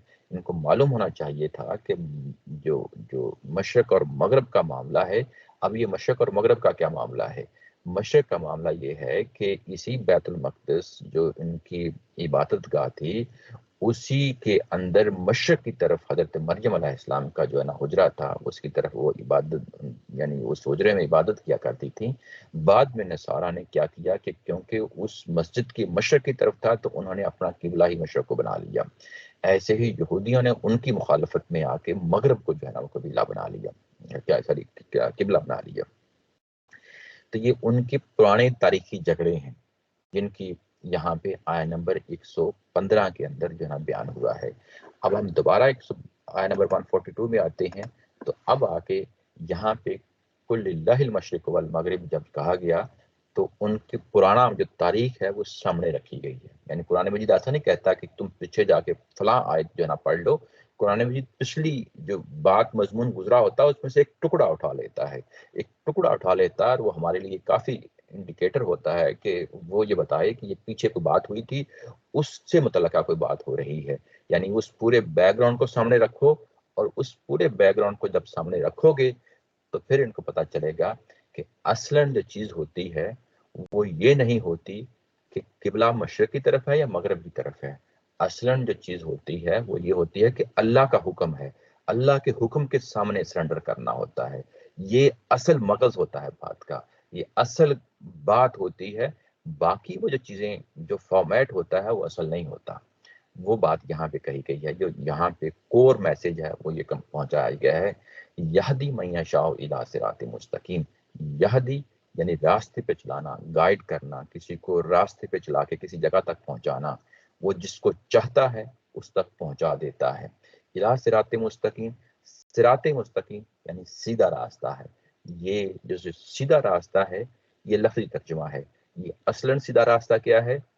یہ ہے ملت ابراہیم، جو ہم پڑھتے ہیں نا الحمدللہ رب العالمین اہدنا الصراط المستقیم، جب اب اس الحمدللہ کی جب آغاز کرتے ہیں تو درمیان میں جا کے پڑھتے ہیں کہ ہمیں سیدھے راستے کی ہدایت دے، یہ وہ سیدھا راستہ ہے جس کو ملت ابراہیم یہاں پہ بار بار کہا جا رہا ہے۔ اور یہاں پہ بھی جب آیا نمبر 142 میں بھی آگے تو وہ کون سی چیز ہے جو ملت ابراہیم کی طرف ہمیں راغب کرے گی، وہ یہی تو قبلہ ہے، یعنی اس قبلہ یہی تو بیت اللہ انہوں نے بنایا تھا، اسی بیت اللہ بنانے پہ ہی جو ہے نا ان کو یعنی یہ کہ تم یہ جگہ بناؤ اور یہاں مسجد ہونی چاہیے، یہ کہ لوگ یہاں پہ آئیں، لوگوں کی تمام قربانیوں کا، لوگوں کی تمام عبادتوں کا مرکز و محور یہی گھر ہونا چاہیے۔ اب اس گھر کے لیے یہ کہا گیا کہ صراط مستقیم، اس گھر کی طرف جس کو چاہتا ہے وہ اس کی طرف ہدایت دیتا ہے۔ یہ ہدایت دیتا ہے، یہ جو ہدایت و ضلالت کا قانون ہے اس پہلو کو یہاں پہ نمایاں کیا گیا ہے۔ ہدایت و ضلالت کے قانون کو یہاں پہ نمایاں کیا گیا ہے۔ ہدایت و ضلالت کے کہ جو لوگ تعصبات میں نہیں جیتے، یہدی من یشاء، جو لوگ تعصبات میں نہیں جیتے، اللہ تعالیٰ کی ذات انہی کو ہدایت دیتا ہے، اور وہ ہدایت دے کے ان کو اس صراط مستقیم تک لے جاتا ہے جو اصلاً ابراہیم علیہ السلام کا جو ہے نا مذہب تھا، ان کا جو دین تھا، اس کی یہاں پہ بات ہوئی ہے۔ یہاں پہ بات کو آگے بڑھاتے ہیں، یہ جتنے بھی سوالات ہیں وہ سارے اس کے اندر کور ہو جائیں گے۔ وَكَذَلِكَ جَعَلْنَكُمْ أُمَّةً وَسَطًا لِتَكُونُوا شُهَدَاءَ عَلَى النَّاسِ وَيَكُونَ الرَّسُولُ عَلَيْكُمْ شَهِيدًا۔ اور ایسے ہی ابھی قبلہ کی بات مکمل نہیں ہوئی تھی، یعنی ابھی قبلہ کی جو تبدیلی ہے ابھی تبدیلی نہیں ہوئی، تبدیلی ہونے سے پہلے، اس سے پہلے کہ یہ اناؤنس کیا جائے کہ تمہارا قبلہ جو ہے وہ بدل دیا گیا ہے، اسی کے ساتھ وہاں پہ یعنی ایک ہی سانس میں دوسری بات کر دی گئی، اسی کے ساتھ کھڑے کھڑے دوسری بات کر دی گئی کہ جیسا کہ ہم نے تمہارا قبلہ بدل دیا ہے، ایسے ہی جو ہے نا قبلہ بدل دینے کے بعد تمہیں صراط مستقیم پہ کھڑا کر دیا ہے، ایسے ہی تم کو ہم نے ایک امت وسط بنا کے کھڑا کر دیا ہے، اس کا اعلان کر دیا ہے۔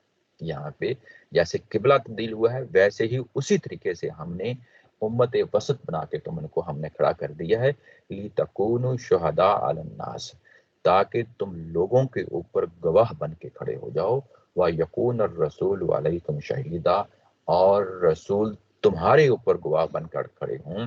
وَمَا جَعَلْنَا الْقِبْلَةَ الَّتِي، اور اس کے بعد یہ جو درمیان میں بات کہی ہے نا وَكَذَلِكَ جَعَلْنَاكُمْ أُمَّةً وَسَطًا لِتَكُونُوا شُهَدَاءَ عَلَى النَّاسِ وَيَكُونَ الرَّسُولُ عَلَيْكُمْ شَهِيدًا، اس کے بعد پھر دوبارہ قبلہ کی طرف جو ہے نا وہی بات جو اصل بات شروع ہو رہی تھی اس کی طرف جو ہے نا موضوع کو بدلا، وکہا کہ وَمَا جَعَلْنَا الْقِبْلَةَ الَّتِي كُنْتَ عَلَيْهَا إِلَّا لِنَعْلَمَ مَن يَتَّبِعُ الرَّسُولَ مِمَّن يَنقَلِبُ عَلَىٰ عَقِبَيْهِ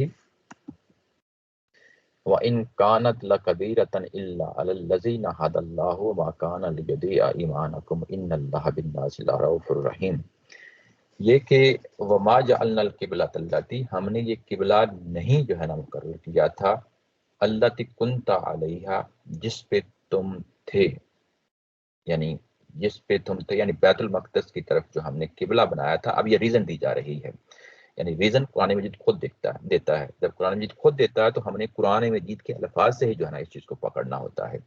یعنی ہم نے تمہیں جو قبلہ دیا ہے یہ صرف اس لیے کیا تھا کہ الا لنعلم، ہم یہ جانیں کہ کون ہے جو اتباع کرتا ہے، پیروی کرتا ہے رسول کی، ممن ينقلب علی عقبیہ، اور کون ہے جو اپنے الٹے پاؤں واپس چلا جاتا ہے۔ عقبیہ جو ہوتا ہے یہ ایڑیوں کو کہا جاتا ہے، ینقلب علی عقبیہ یہ محاورہ ہے، یعنی ایڑیوں کے اوپر آپ الٹے پاؤں مڑ جائیں، اس کے لیے یہ محاورہ آتا ہے۔ کون ہے جو الٹے پاؤں مڑ جاتا ہے؟ وَإِن كَانَتْ لَكَبِيرَةً، یہ ایک بڑا بھاری کام تھا، بھاری ذمہ داری تھی، بھاری جو ہے نا معاملہ تھا، کبیرتن یعنی بہت بھاری چیز تھی، الا علی الذین، سوائے ان لوگوں کے جن کو اللہ نے ہدایت دی، الذین ہدی اللہ، جس کو اللہ نے ہدایت دی، وما کان اللہ، اور اللہ کے لیے زیبا نہیں، مناسب نہیں ہے کہ وہ لوگوں کے ایمان ضائع کرے، لیضیع ایمانکم، کہ وہ تمہارے ایمان ضائع کرے، ان اللہ بالناس لرؤوف الرحیم، بے شک وہ لوگوں کے ساتھ رؤوف ہے اور وہ رحیم ہے۔ یہ ترجمہ ہے، اب اس کی جو ہے نا تفصیل دیکھتے ہیں۔ اچھا، یہ کہ جس سانس میں میں نے کہا کہ یہ قبلے کا اعلان کیا گیا اور اسی سانس میں ایک دوسرا اعلان کر دیا گیا، یعنی یوں کہیں کہ اس قبلے کے ساتھ دو چیزیں ہیں جو آپس میں جڑی ہوئی ہیں، ایک قبلہ خود ہے اور دوسرا اس کے ساتھ امت کا لفظ آ گیا ہے، امت کا لفظ آ گیا ہے۔ اب یہ کہ دو چیزیں ہیں یہاں جو نمایاں ہو رہی ہیں، قبلہ کی تبدیلی ہے اور ایک نیو جو ہے نا امہ، اس کو انسٹال کیا جا رہا ہے، اس کو یعنی اس کی ایک پوزیشن ہے جو ڈیفائن کی جا رہی ہے۔ دونوں چیزیں بڑی اہم ہیں جو یہاں پہ یعنی واقعہ ہو رہا ہے، وہ یہ کہ ہم نے تمہیں بنایا۔ یہ جو جعلنکم کا لفظ آیا ہے امتوں وسطن، یہ امت وسط بنایا ہے، اور اس کے ساتھ اگر آپ اسی آیا کے بعد دیکھیں آگے وما جعلنا القبلۃ اللاتی، وہاں پہ بھی جعلنا کا لفظ آیا ہے۔ اس کو سمجھنے کے لیے ہم جائیں گے واپس آیا نمبر 124 اور 125 میں، وہاں پہ ہمیں پتہ چلتا ہے کہ یہ کیا چیز ہے۔ وہاں پہ ہے جاعلک للناس اماما، ابراہیم علیہ السلام کو امام بنایا جا رہا ہے، مقرر کیا جا رہا ہے، وہاں پہ بھی لفظ ہے جاعلو کا۔ اور اس کے بعد جب اگلی آیا میں اگر آپ دیکھیں تو وَإِذْ جَعَلْنَا الْبَيْتَ، ہم نے گھر کو، بیت اللہ کو جو ہے نا لوگوں کے لیے مرکز و محور، مثابۃ للناس، مرکز و محور بنایا ہے، وہاں پہ بھی جعلنا کا لفظ آیا ہے۔ یہی لفظ جو ہے جو فیصلہ کرنے کا مفہوم ہے کہ ہم نے مقرر کر دیا ہے، وہی اگر لفظ اگر آپ یہاں پہ آ کے دیکھیں تو سیم صورتحال یہی ہے کہ یہاں پہ بھی ہم نے ایک امت کو اٹھانے کا فیصلہ کیا ہے اور قبلہ بھی جو ہے نا اٹھانے کا فیصلہ کیا ہے۔ قبلہ یعنی یہ کہ اس کی اصل پوزیشن کو رینسٹیٹ کر دیا جائے وہ، اور یہ کہ ساتھ ایک امت اٹھا کھڑی کر دی جائے۔ اگر ہم یہاں پہ دیکھیں جو یہی ابھی جو چیز پڑھی ہے، یہاں دیکھیں تو بیت اللہ بنا رہے ہیں ابراہیم علیہ السلام، بیت اللہ بنا رہے ہیں، آگے ان کی جو ہے نا اولاد میں صالحین آئیں گے، صالحین آئیں گے وہ امامت کو اٹھائیں گے، اور اس کے بعد اسی گھر کو بناتے بناتے دعا مانگ رہے ہیں کہ ایک امت اٹھا، ربنا وجعلنا مسلمین لک ومن ذریتنا امۃ مسلمہ، ایک امت اٹھا۔ اب وہی جو امت اٹھانے کی بات ہو رہی تھی، وہی امت یہاں پہ اٹھائی گئی ہے اور اس کو اب نام دیا ہے امت وسط کا نام دیا ہے۔ اچھا، یہ وسط جو ہے یہ کیا چیز ہے؟ یہ درمیان کی چیز کو کہتے ہیں، یعنی دو چیزیں ہوتی ہیں اس کے جو درمیان میں کوئی چیز ہوتی ہے اس کو وسط کا لفظ بولا جاتا ہے۔ اچھا، یہ امت وسط جو ہے نا کس پہلو سے درمیان کی امت ہے، یہ بڑی اہم چیز ہے یہاں پہ کہ کس پہلو سے یہ درمیان کی امت ہے، وہ آگے کھل رہی ہے بات، لِتَكُونُوا شُهَدَاءَ عَلَى النَّاسِ وَيَكُونَ الرَّسُولُ عَلَيْكُمْ شَهِيدًا، وہ اس پہلو سے ہے کہ یہ امت لوگوں پہ گواہ ہو، اور اس کے بعد وَيَكُونَ الرَّسُولُ عَلَيْكُمْ شَهِيدًا، اور رسول تمہارے اوپر گواہ ہوں، رسول تمہارے اوپر گواہ ہوں اور تم لوگوں کے اوپر گواہ ہو۔ یہ وہ پہلو ہے کہ ایک طرف رسول ہیں، ایک طرف صحابہ کرام کی جماعت ہے، اور ایک طرف لوگ ہیں۔ یہ تین فریق ہیں یہاں پہ جن کی بات ہو رہی ہے، یعنی ایک طرف اللہ کے رسول کھڑے ہیں، ایک طرف شہداء یعنی صحابہ کرام کھڑے ہیں، اور تیسری طرف جو ہے وہ الناس ہیں، یعنی لوگوں کے درمیان کون لوگ کھڑے ہیں؟ شہداء علی الناس، یہ صحابہ کرام کی جماعت ہیں۔ صحابہ کرام کی جو جماعت ہے یہی امت وسط ہے، یہی امت وسط ہے، یعنی درمیان کی امت ہے۔ دو اس وقت چیزیں ہیں جن کے درمیان میں یہ لوگ کھڑے ہیں، لوگوں کے درمیان اور اللہ کے رسول کے درمیان یہ لوگ کھڑے ہیں، اور یہی امت وسط کہلاتی ہے۔ یہ اس کا خاص کریکٹر ہے جو یہاں پہ بیان کیا گیا ہے۔ یہاں پہ وسط کا جو معنی ہے، اس کا ایک اور معنی بھی لیا جاتا ہے۔ یہ تو ہمیں معلوم ہے کہ ہر لفظ کے یعنی جب اس کو استعمال کیا جاتا ہے تو وہ کئی پہلوؤں سے استعمال ہوتا ہے۔ ایک اس کا ظاہری معنی ہوتا ہے، حقیقی معنی ہوتا ہے، ایک اس کا مجازی معنی ہوتا ہے۔ یعنی مجازی کیا ہوتا ہے، میں آپ کو حوالہ ایسے اگزامپل دیتا ہوں، میں یہ کہوں کہ یہ پتھر ہے یا یہ گھر پتھر اور گارے سے بنا ہے، تو یہ انڈرسٹوڈ ہوتا ہے کہ پتھر کا مطلب پتھر ہی ہے۔ لیکن یوں ہی میں یہ کہوں گا کہ یہ شخص پتھر دل ہے، تو اب یہاں پتھر کا مطلب پتھر نہیں ہوگا، یہ مجازی معنی ہے، مانوی معنی ہے، یہ اصل معنی نہیں ہے۔ تو یہاں پہ جو وسط کا لفظ ہے اس کے بھی یعنی دو معنی ہو سکتے ہیں، ایک مجازی معنی اور ایک اس کا اصل معنی۔ اصل معنی وہی جو میں آپ کے سامنے رکھ دیا ہے کہ ایک طرف رسول ہیں اور ایک طرف دنیا ہے. دنیا کے درمیان جو درمیان میں لوگ کھڑے ہیں، جو صحابہ اکرام کی جماعت ہے، ان کو کہا جا رہا ہے کہ امت وسط. یہ اس پہلو سے جو لفظی معنی ہے وہ اس معنی میں ہے. کچھ لوگوں نے اس کو مجازی معنی میں بھی لیا ہے. جب مجازی معنی میں لیتے ہیں تو اس کا ترجمہ کرتے ہیں معتدل. معتدل کیا ہوتا ہے؟ یہ ہم اردو زبان میں بھی استعمال کرتے ہیں. ہم یہ کہتے ہیں کہ اعتدال سے کام لینا چاہیے، یعنی انتہاؤں پہ کھڑے ہو کے کام نہیں لینا چاہیے، بلکہ اعتدال سے درمیانی راستہ اختیار کرنا چاہیے، معتدل راستہ اختیار کرنا چاہیے. اسی سے جب ہم معتدل راستہ اختیار کرتے ہیں تو ہم یہ کہتے ہیں کہ یہ اچھا راستہ ہے.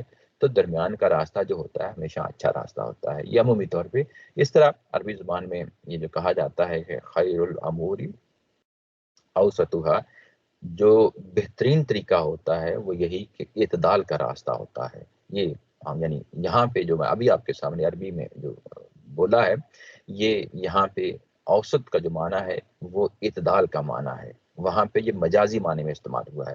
کیا یہاں پہ بھی یہ مجازی معنی میں استعمال ہوا ہے؟ لوگوں نے مجازی معنی میں بھی لیا ہے.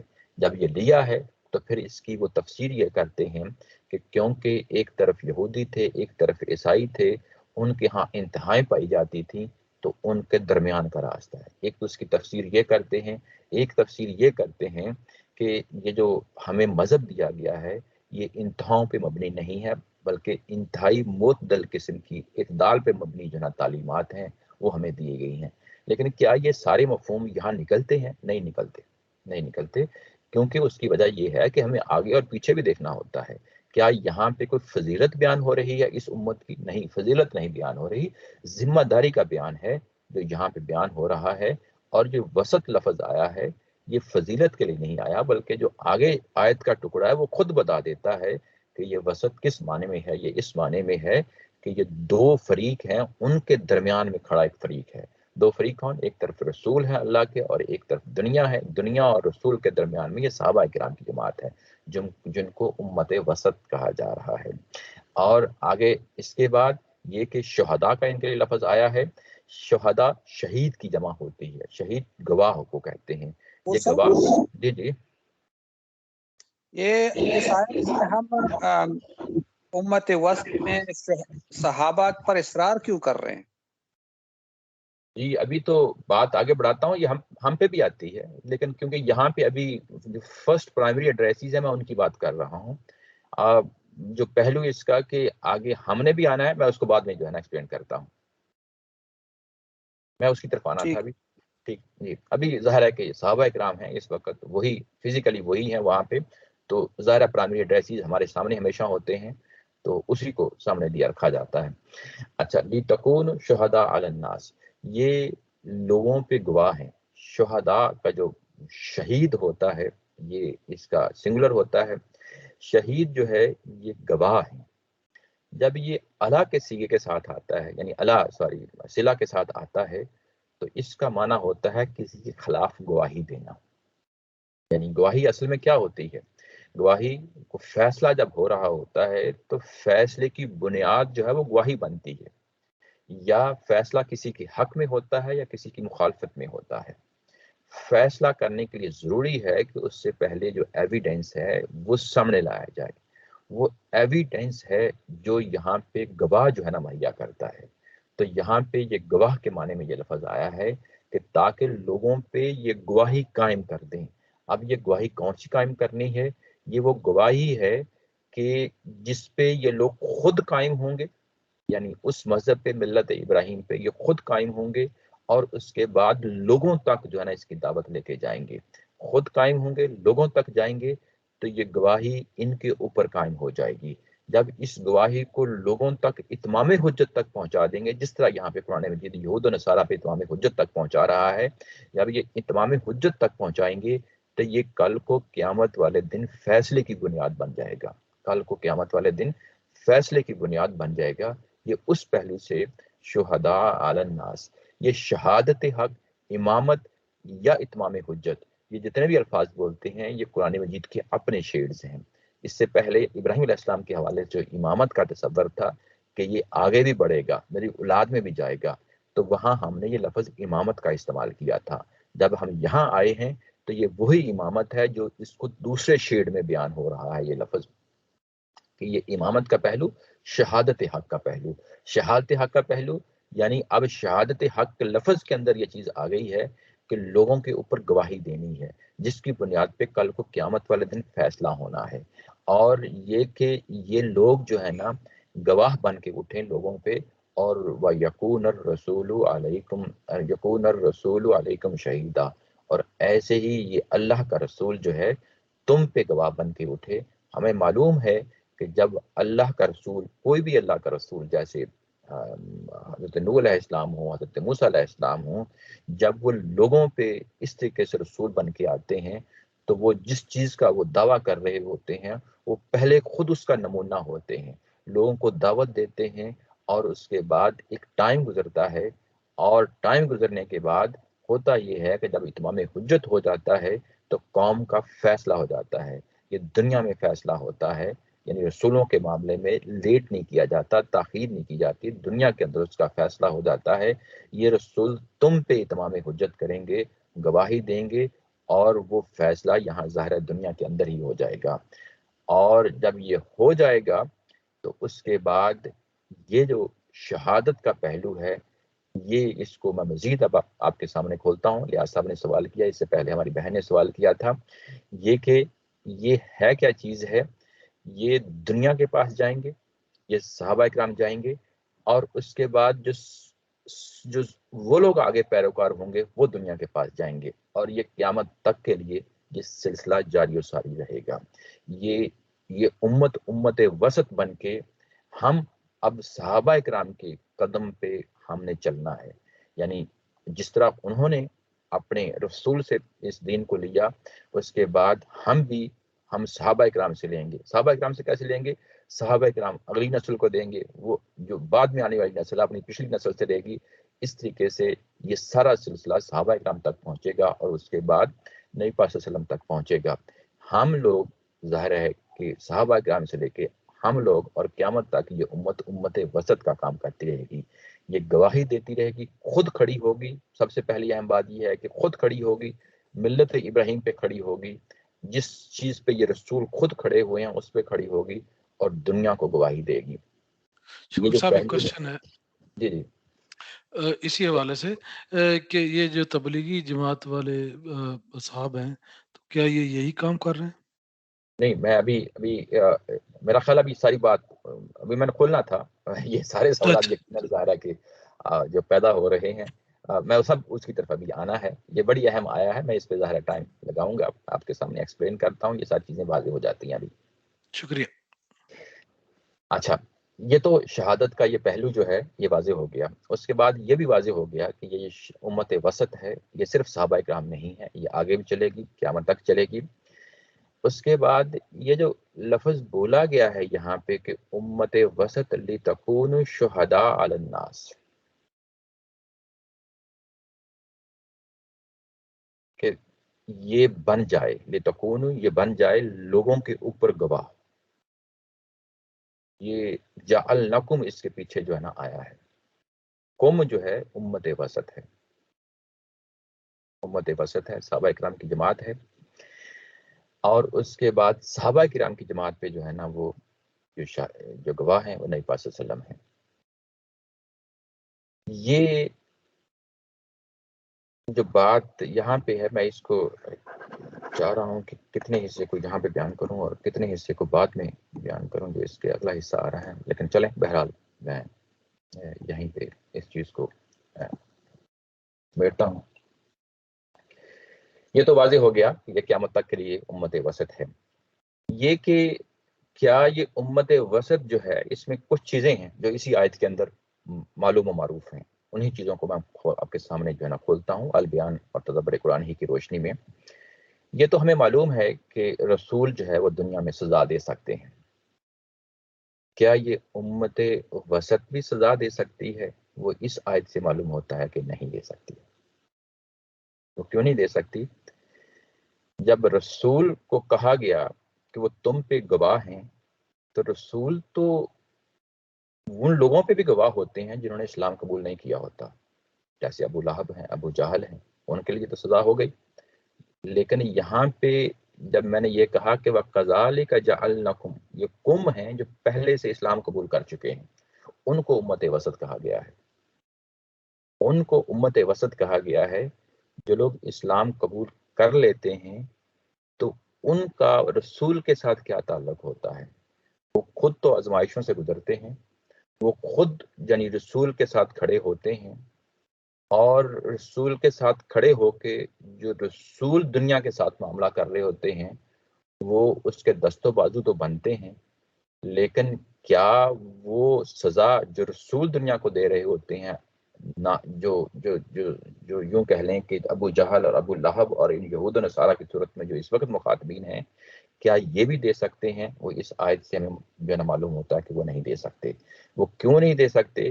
وہ اس لیے کہ یہاں پہ جو لفظ لایا گیا ہے وہ گواہ بننا ہے، یعنی وہ دعوت کو آگے پہنچانا ہے، اس دعوت کو پہنچانا ہے، اور وہ دعوت جو ہے وہ بنیاد بننی ہے کل کو قیامت کے لیے.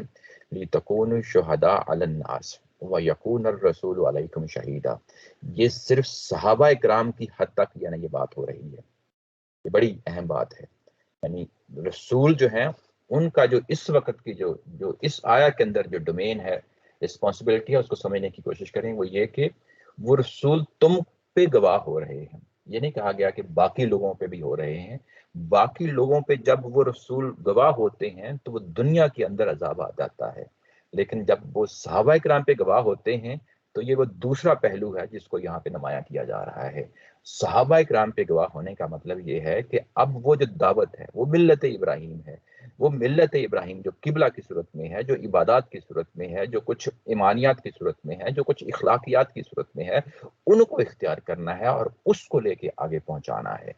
یہ بات ہے جو یہاں پہ صحابہ اکرام کی جماعت کی حد تک جو بات کہی گئی ہے. یہ بات یہاں پہ ایک اور دوسرا پہلو ہے، وہ بڑا ہی اہم پہلو ہے. وہ یہ کہ ہم جب سورہ احزاب میں جا کے پڑھتے ہیں کہ نبی پاک صلی اللہ علیہ وسلم پہ نبوت کا خاتمہ کر دیا گیا، یہاں پہ یہ بتایا جا رہا ہے کہ اب کوئی اور نبی نہیں آئے گا، اب کوئی اور نبی نہیں آئے گا. یہ امت وسط ہے جو قیامت تک کے لیے جائے گی، بس امت وسط. یعنی اب یہاں پہ نبی نہیں آئے گا. جب پچھلی امت کی بات کہی گئی تھی، بنی اسرائیل کی بات کہی گئی تھی، تو وہاں پہ کیا بات کہی گئی تھی وہ میں آپ کے سامنے رکھتا ہوں. وہاں پہ جب یہ بات کہی گئی تو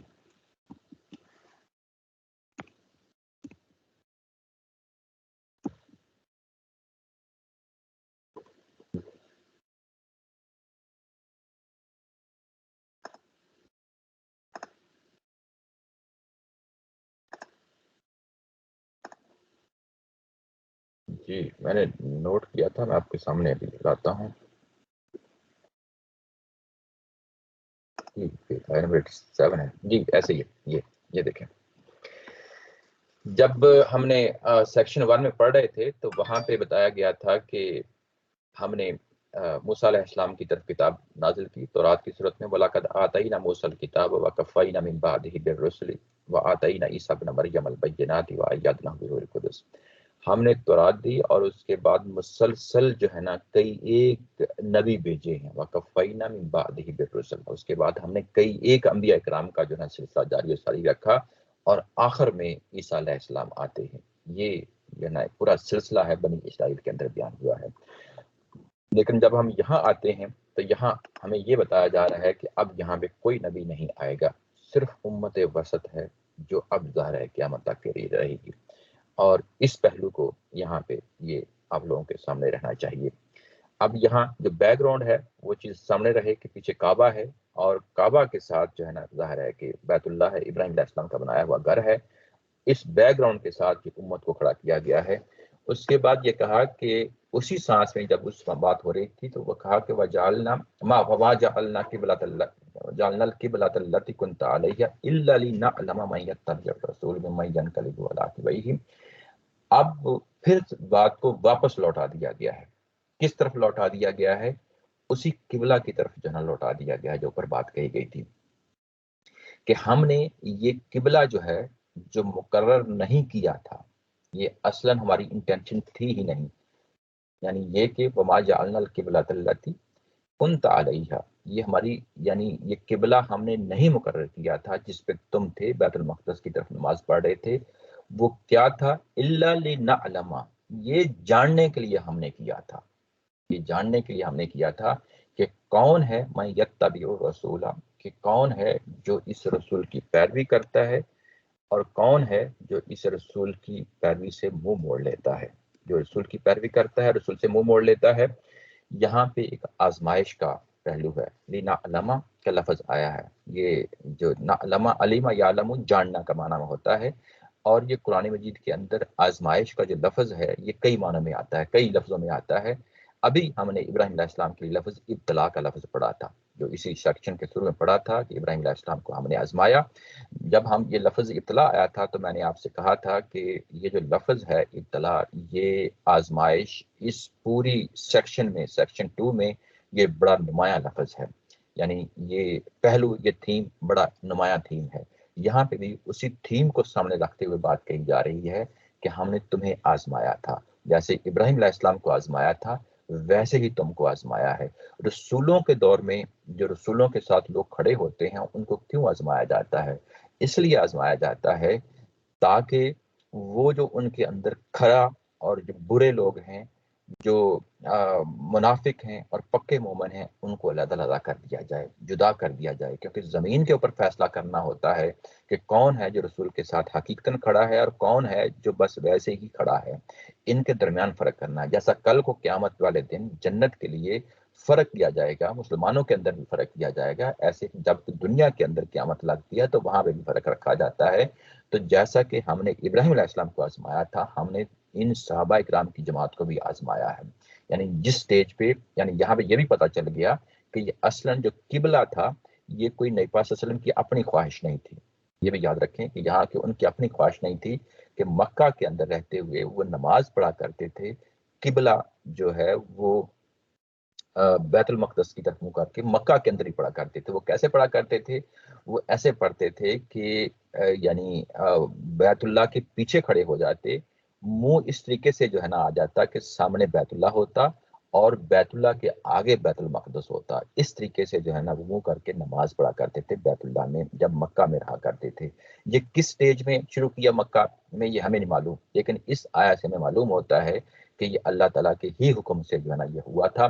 جب یہ ہوا اور مدینہ میں جا کے جب جو ہے نا اس کو تبدیل کر دیا گیا ہے، ابھی تبدیل نہیں اس کا حکم ہوا، لیکن یہاں پہ وجہ بتائی جا رہی ہے کہ کیوں ہم نے یہ سب کچھ کیا۔ اس کی وجہ یہ ہے کہ ہم نے آزمائش میں ڈالنا چاہتے تھے، ہم لوگوں کو پرکھنا چاہتے تھے کہ کون ہے جو حقیقتاً جو ہے اس رسول کی پیروی کرتا ہے۔ یہ بڑا اہم ہے کہ رسول بیسیکلی شہید ہیں، گواہ ہیں۔ یہ گواہی تب قائم ہوگی کہ جب ان آزمائشوں سے گزارا جائے گا، رسول کو بھی آزمائشوں سے گزارا جائے گا اور رسول کے ساتھیوں کو بھی آزمائشوں سے گزارا جائے گا، اور یہ کہ ہم یہ جان لیں کہ کون ہے جو واقعتاً حقیقتاً اس رسول کی پیروی کرتا ہے اور کون ہے جو پیچھے ہٹ جاتا ہے۔ جو پیچھے ہٹ جائیں گے یقیناً جو ہے ظاہر ہے کہ وہ بھی آزمائے جائیں گے اور وہ ناکام ہو جائیں گے، اور جو رسول کی پیروی میں کھڑے ہوں گے وہ کامیاب کہلائیں گے۔ یہ کہ لوگوں کو آزمانا یہ بڑا اہم پہلو ہے، یہ قرآن مجید کے اندر ہمیں معلوم ہوتا ہے۔ یہ ایون ابراہیم علیہ السلام کے حوالے سے جو بھی پیچھے ہم پڑھ رہے ہیں وہاں آزمائش میں ڈالا گیا ہے، نبی پاک صلی اللہ علیہ وسلم کو بھی آزمائشوں میں ڈالا گیا ہے، صحابہ اکرام کو بھی آزمائشوں میں ڈالا گیا ہے۔ ابھی تھوڑی دیر پہلے جو ہم نے پیراگراف پڑھا اس کے اندر آیا تھا کہ ہم نے ابراہیم علیہ السلام، یعقوب علیہ السلام اور اسماعیل علیہ السلام اور اسباط کے جو ملت ابراہیم کا مذہب ہے ہم نے ان کو اختیار کر لیا ہے۔ جب ہم نے ان کو اختیار کیا ہے تو ہمارے اندر بھی تعصب تھا، ہمارے بھی آباء و اجداد جو ہے نا وہ یعنی بنی اسماعیل ہیں، ہم نہیں چاہتے تھے کہ بنی اسرائیل کے مذہب کو اختیار کریں، ان کے رسوم و رواج کو اختیار کریں، لیکن جب کہ اس نبی کی پیروی میں ہم نے وہ کام کر ڈالا، ہم ملت ابراہیم پہ کھڑے ہو گئے۔ اب یہاں پہ بھی یہاں آزمائش کا پہلو ہے۔ وہ کون سا آزمائش کا پہلو ہے؟ وہ پیچھے آ چکا ہے، من یشاء الی صراط مستقیم۔ جب تک صحابہ اکرام کی جماعت جو ہے وہ بیت المقدس کی طرف منہ کر کے نماز پڑھتی رہی ہے، آزمائش میں پڑی رہی ہے۔ وہ کون سی آزمائش ہے؟ وہ آزمائش یہ ہے کہ وہ نسلی طور پہ وہ بنی اسماعیل سے تعلق رکھتے تھے، ان کا وطن مکہ کا وطن تھا، ان کے لیے پسندیدہ گھر ہو سکتا تھا تو وہ بیت اللہ کا گھر تھا. ان کے اندر بھی تعصب جاگ سکتا تھا، لیکن اللہ تعالیٰ کی ذات نے ان کے تعصب کو کلا کما کرنے کے لیے، ان کی تہذیب کرنے کے لیے، ان کا تزکیہ کرنے کے لیے یہ ضروری سمجھا کہ ان کے اندر وہ تمام نسلی جو فخر ہے، جو غرور ہے، اس کا کلا کما کر دیا جائے. اور اب جب کہ مدینہ میں آ کے یہ دیکھا کہ یہ لوگ کامیاب و کامران ہو گئے ہیں اور رسول کے ساتھ کھڑے ہیں، اب دوسرے لوگ جو ہے نا وہ آزمائش میں پڑ گئے ہیں. دوسرے لوگ کون سے؟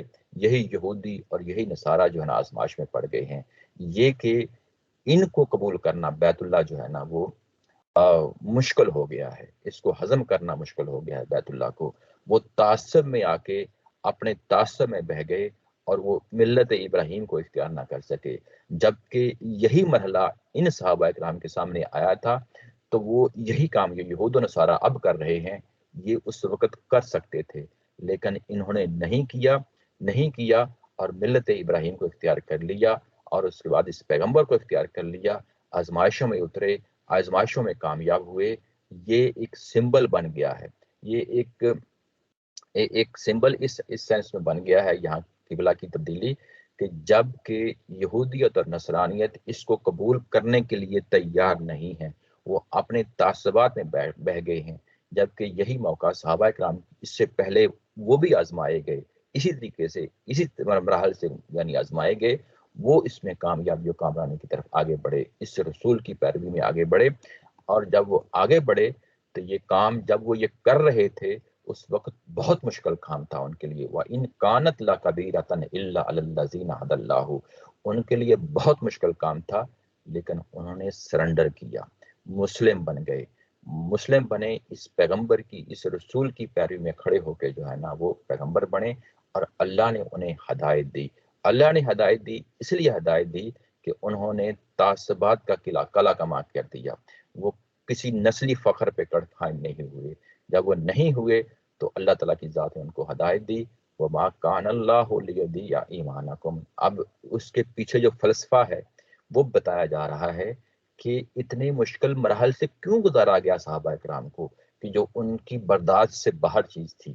برداشت سے باہر چیز تھی نا کہ وہ نسلی طور پہ بنی اسماعیل کے لوگ تھے، ان کے علاقے میں بیت اللہ تھا، ان کے گھر تھا، ان کے ساتھ ان کی اٹیچمنٹ تھی. وہ اس اٹیچمنٹ سے کیسے منہ موڑ سکتے تھے؟ تو اللہ تعالیٰ کی ذات یہ کہتی ہے کہ یہ میں نے کام کیوں کروایا تھا، میں کوئی ان کا ایمان ضائع نہیں کرنا چاہتا تھا. یعنی اللہ تعالیٰ کی یہ بات یہاں بیان کر رہے ہیں، میں ان کا ایمان ضائع نہیں کرنا چاہتا تھا، بلکہ جو میں کرنا چاہتا تھا کہ ان کی تہذیب سے گزار کے، ان کو تزکیے سے گزار کے اس مقام پہ کھڑے ان کو کرنا چاہتا تھا کہ جس جگہ پہ کیا وہ اللہ کے سامنے سرنڈر کرتے ہیں کہ نہیں کرتے، اور جب وہ کرتے ہیں تو اس کا ان سے تزکیہ ہوا، وہ کھڑے ہو گئے، وہ کھوٹے سے علیحدہ ہو گئے، وہ سونا بن گئے، وہ کندن بن گئے، وہ ان کے اندر وہ صلاحیتیں آ گئیں جو اللہ تعالیٰ کی ذات ان کے اندر پیدا کرنا چاہتی تھی. اس لیے یہ جو سب کچھ کیا ہے، ان اللہ بالناس لرؤوف الرحیم، یہاں پہ دو اللہ کی صفات ہیں جو بیان کی جا رہی ہیں اور بڑی اہم ہیں. جب بھی اللہ کی صفات آتی ہیں تو وہاں رک کے ٹھہر کے جو ہے نا سمجھ لینا چاہیے کہ وہ کون سی صفات ہیں. رؤوف اور رحیم جو ہے دونوں کا معنی مہربان ہی ہوتا ہے. جب دونوں کا معنی مہربان ہے تو جب دونوں اکٹھی آئی ہیں تو پھر یہ دونوں میں فرق بھی جو ہے نا ہم کریں گے. کس پہلو سے؟ رؤوف جب کہیں گے کہ اللہ مہربان ہے تو اس کا کوئی ڈیفرنٹ شیڈ ہوگا. رحیم جب کہیں گے کہ وہ مہربان ہے تو اس کا ڈیفرنٹ شیڈ ہوگا. رؤوف کا کیا مطلب ہوتا ہے؟ نیچے جو ہے نا اگر آپ دیکھیں تو اس کے لیے جو دیا گیا ہے حاشیہ، اس میں کہا گیا ہے، یہ 355 میں لا رؤوف الرحیم کے الفاظ آئے ہیں. رؤوف رافت سے ہے جس کے میں دفع شر غالب ہے، اور رحیم رحمت سے ہے جس میں اسبات خیر کا غلبہ ہے. یہ تھوڑا سا مشکل ہے، میں اس کو سمجھا دیتا ہوں سادہ لفظوں میں.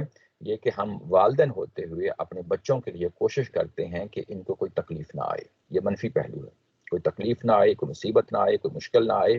ہم اس کے لیے پوری کوشش کرتے ہیں، ہم اس کے لیے انتظامات کرتے ہیں اپنے بچوں کے لیے. یہ منفی پہلو سے کوئی تکلیف نہ آئے، کوئی دکھ نہ آئے، کوئی مصیبت نہ آئے، یہ ہم ان کو گائیڈ لائنس مہیا کرتے رہتے ہیں اور عملی طور پہ بھی چیزیں جو ہے نا مہیا کرتے ہیں. اس کے بعد جو مثبت پہلو ہے وہ رحیم کے اندر ہے. رؤوف کے اندر منفی پہلو ہے، یعنی مہربان ہونا، اس لحاظ سے مہربان ہونا کہ کسی کو کوئی تکلیف نہ آئے، کسی کو کوئی مصیبت نہ آئے، کوئی مشکل نہ آئے. اور رحیم کے اندر مثبت پہلو. ہم اپنی اولاد کے لیے مثبت پہلو سے ان کی جسمانی، ان کی ذہنی صلاحیتوں کو ابھارنے کے لیے کوشش کرتے ہیں. ایسے ہی جب یہ اللہ تعالیٰ کی ذات کے لیے لفظ آیا ہے تو اللہ تعالیٰ کی ذات کا مطلب یہ ہے کہ ان کے اندر مثبت پہلوؤں کو جو ہے نا انسانوں کے اندر پیدا کرنا ہے، مثبت چیزوں کو پیدا کرنا ہے. یہ تزکیہ کا جو لفظ ہوتا ہے رؤوف اور رحیم دونوں سے مل کے بن گیا ہے. تزکیہ کیا ہے کہ جس میں ہم علائشوں کو ختم کرتے ہیں اور خوبصورت چیزوں کو، اپنے اندر اچھی چیزوں کو جو ہے نا اس کے نشو و نما دیتے ہیں. یہ تزکیہ کہلاتا ہے. ایسے ہی رؤوف جو ہے وہ علائشوں سے پاک کر کے مہربان ہونے کا نام ہے، اور ایسے ہی رحیم یہ آپ کے اندر خوبصورت چیزیں داخل کر کے مہربان ہونے کا نام ہے. تو اللہ تعالیٰ کی ذات رؤوف ہے اور رحیم ہے. اس نے یہ ملت ابراہیم کی صورت میں جو تمہیں خوبصورت چیز دی ہے، یہ تزکیہ کا سامان مہیا کیا ہے، تمہارے اندر اعلیٰ صفات پیدا کرنے کی جو صلاحیتیں پیدا کی ہیں. اس کے لیے ضروری ہے کہ پہلے علائشوں سے تمہیں علیحدہ کر دیا جائے. علائشیں کون سی ہیں تمہارے سامنے؟ وہ یہ کہ تم متعصب نہ ہو، تم نسلی فخر پہ کھڑے نہ ہو، تم جو ہے نا علاقائی اور وطن کی محبت میں گرفتار نہ ہو. یہ صحابہ کرام یہ منفی چیزیں جب ان سے نکل گئیں تو وہ سرنڈر کر کے اللہ کے سامنے کھڑے ہو گئے. رحیم یہ کہ میں نے تمہیں اصل قبلہ دے دیا ہے، تمہیں اصل ابراہیمی قبلے پہ کھڑا کر دیا ہے، جس کے لیے یہ گھر بنا تھا. یہ گھر وہی گھر ہے جس پہ پچھلے انبیاء اسلام بھی جو ہے نا اس کی طرف منہ کر کے نماز پڑھتے رہے ہیں، اسی کی طرف قربانیاں کرتے رہے ہیں. تورات کے اندر یہ جا بجا لکھا ہوا ہے. یہ بھی ہمیں معلوم ہے کہ حضرت داؤد علیہ السلام اور حضرت سلیمان علیہ السلام نے جب بیت المقدس بنایا تھا تو اس کا قبلہ بھی اسی طرف منہ کر کے جو ہے نا اس مسجد کو بنایا تھا. یہ واضح ہے، یہ ان کی اپنی کتابوں سے واضح ہے. اور یہ کہ اب میں نے وہ کام کر دیا ہے، جیسے ابراہیم علیہ السلام نے یہ گھر بنایا تھا ویسے ہی اس کو میں نے اس کو ری انسٹیٹ کر دیا ہے. اور جیسے اسماعیل علیہ السلام کو اس گھر کی حفاظت کے لیے، اس کی اولاد کو اس کے گھر کی حفاظت کے لیے اس کے ساتھ جو مناسک ہیں اس کے لیے میں نے تیار کیا تھا اسماعیل علیہ السلام کو، ویسے ہی کہا تھا کہ ایک امت آئے گی، وہ امت آ کے اس کو دوبارہ جو ہے نا اس نے یہ سارا کا سارا کام کر ڈالا ہے. میرا خیال ہے ابھی تک جتنے بھی سوالات ہیں ان کے جواب دے دیے گئے ہیں. ابھی اسٹل کوئی سوال ہو تو میں اس کے جواب دینے کے لیے حاضر ہوں. اس کے ساتھ یہ آج کا سیشن ہم ختم کرتے ہیں. وآخر دعوانا ان الحمد للہ رب العالمین. جی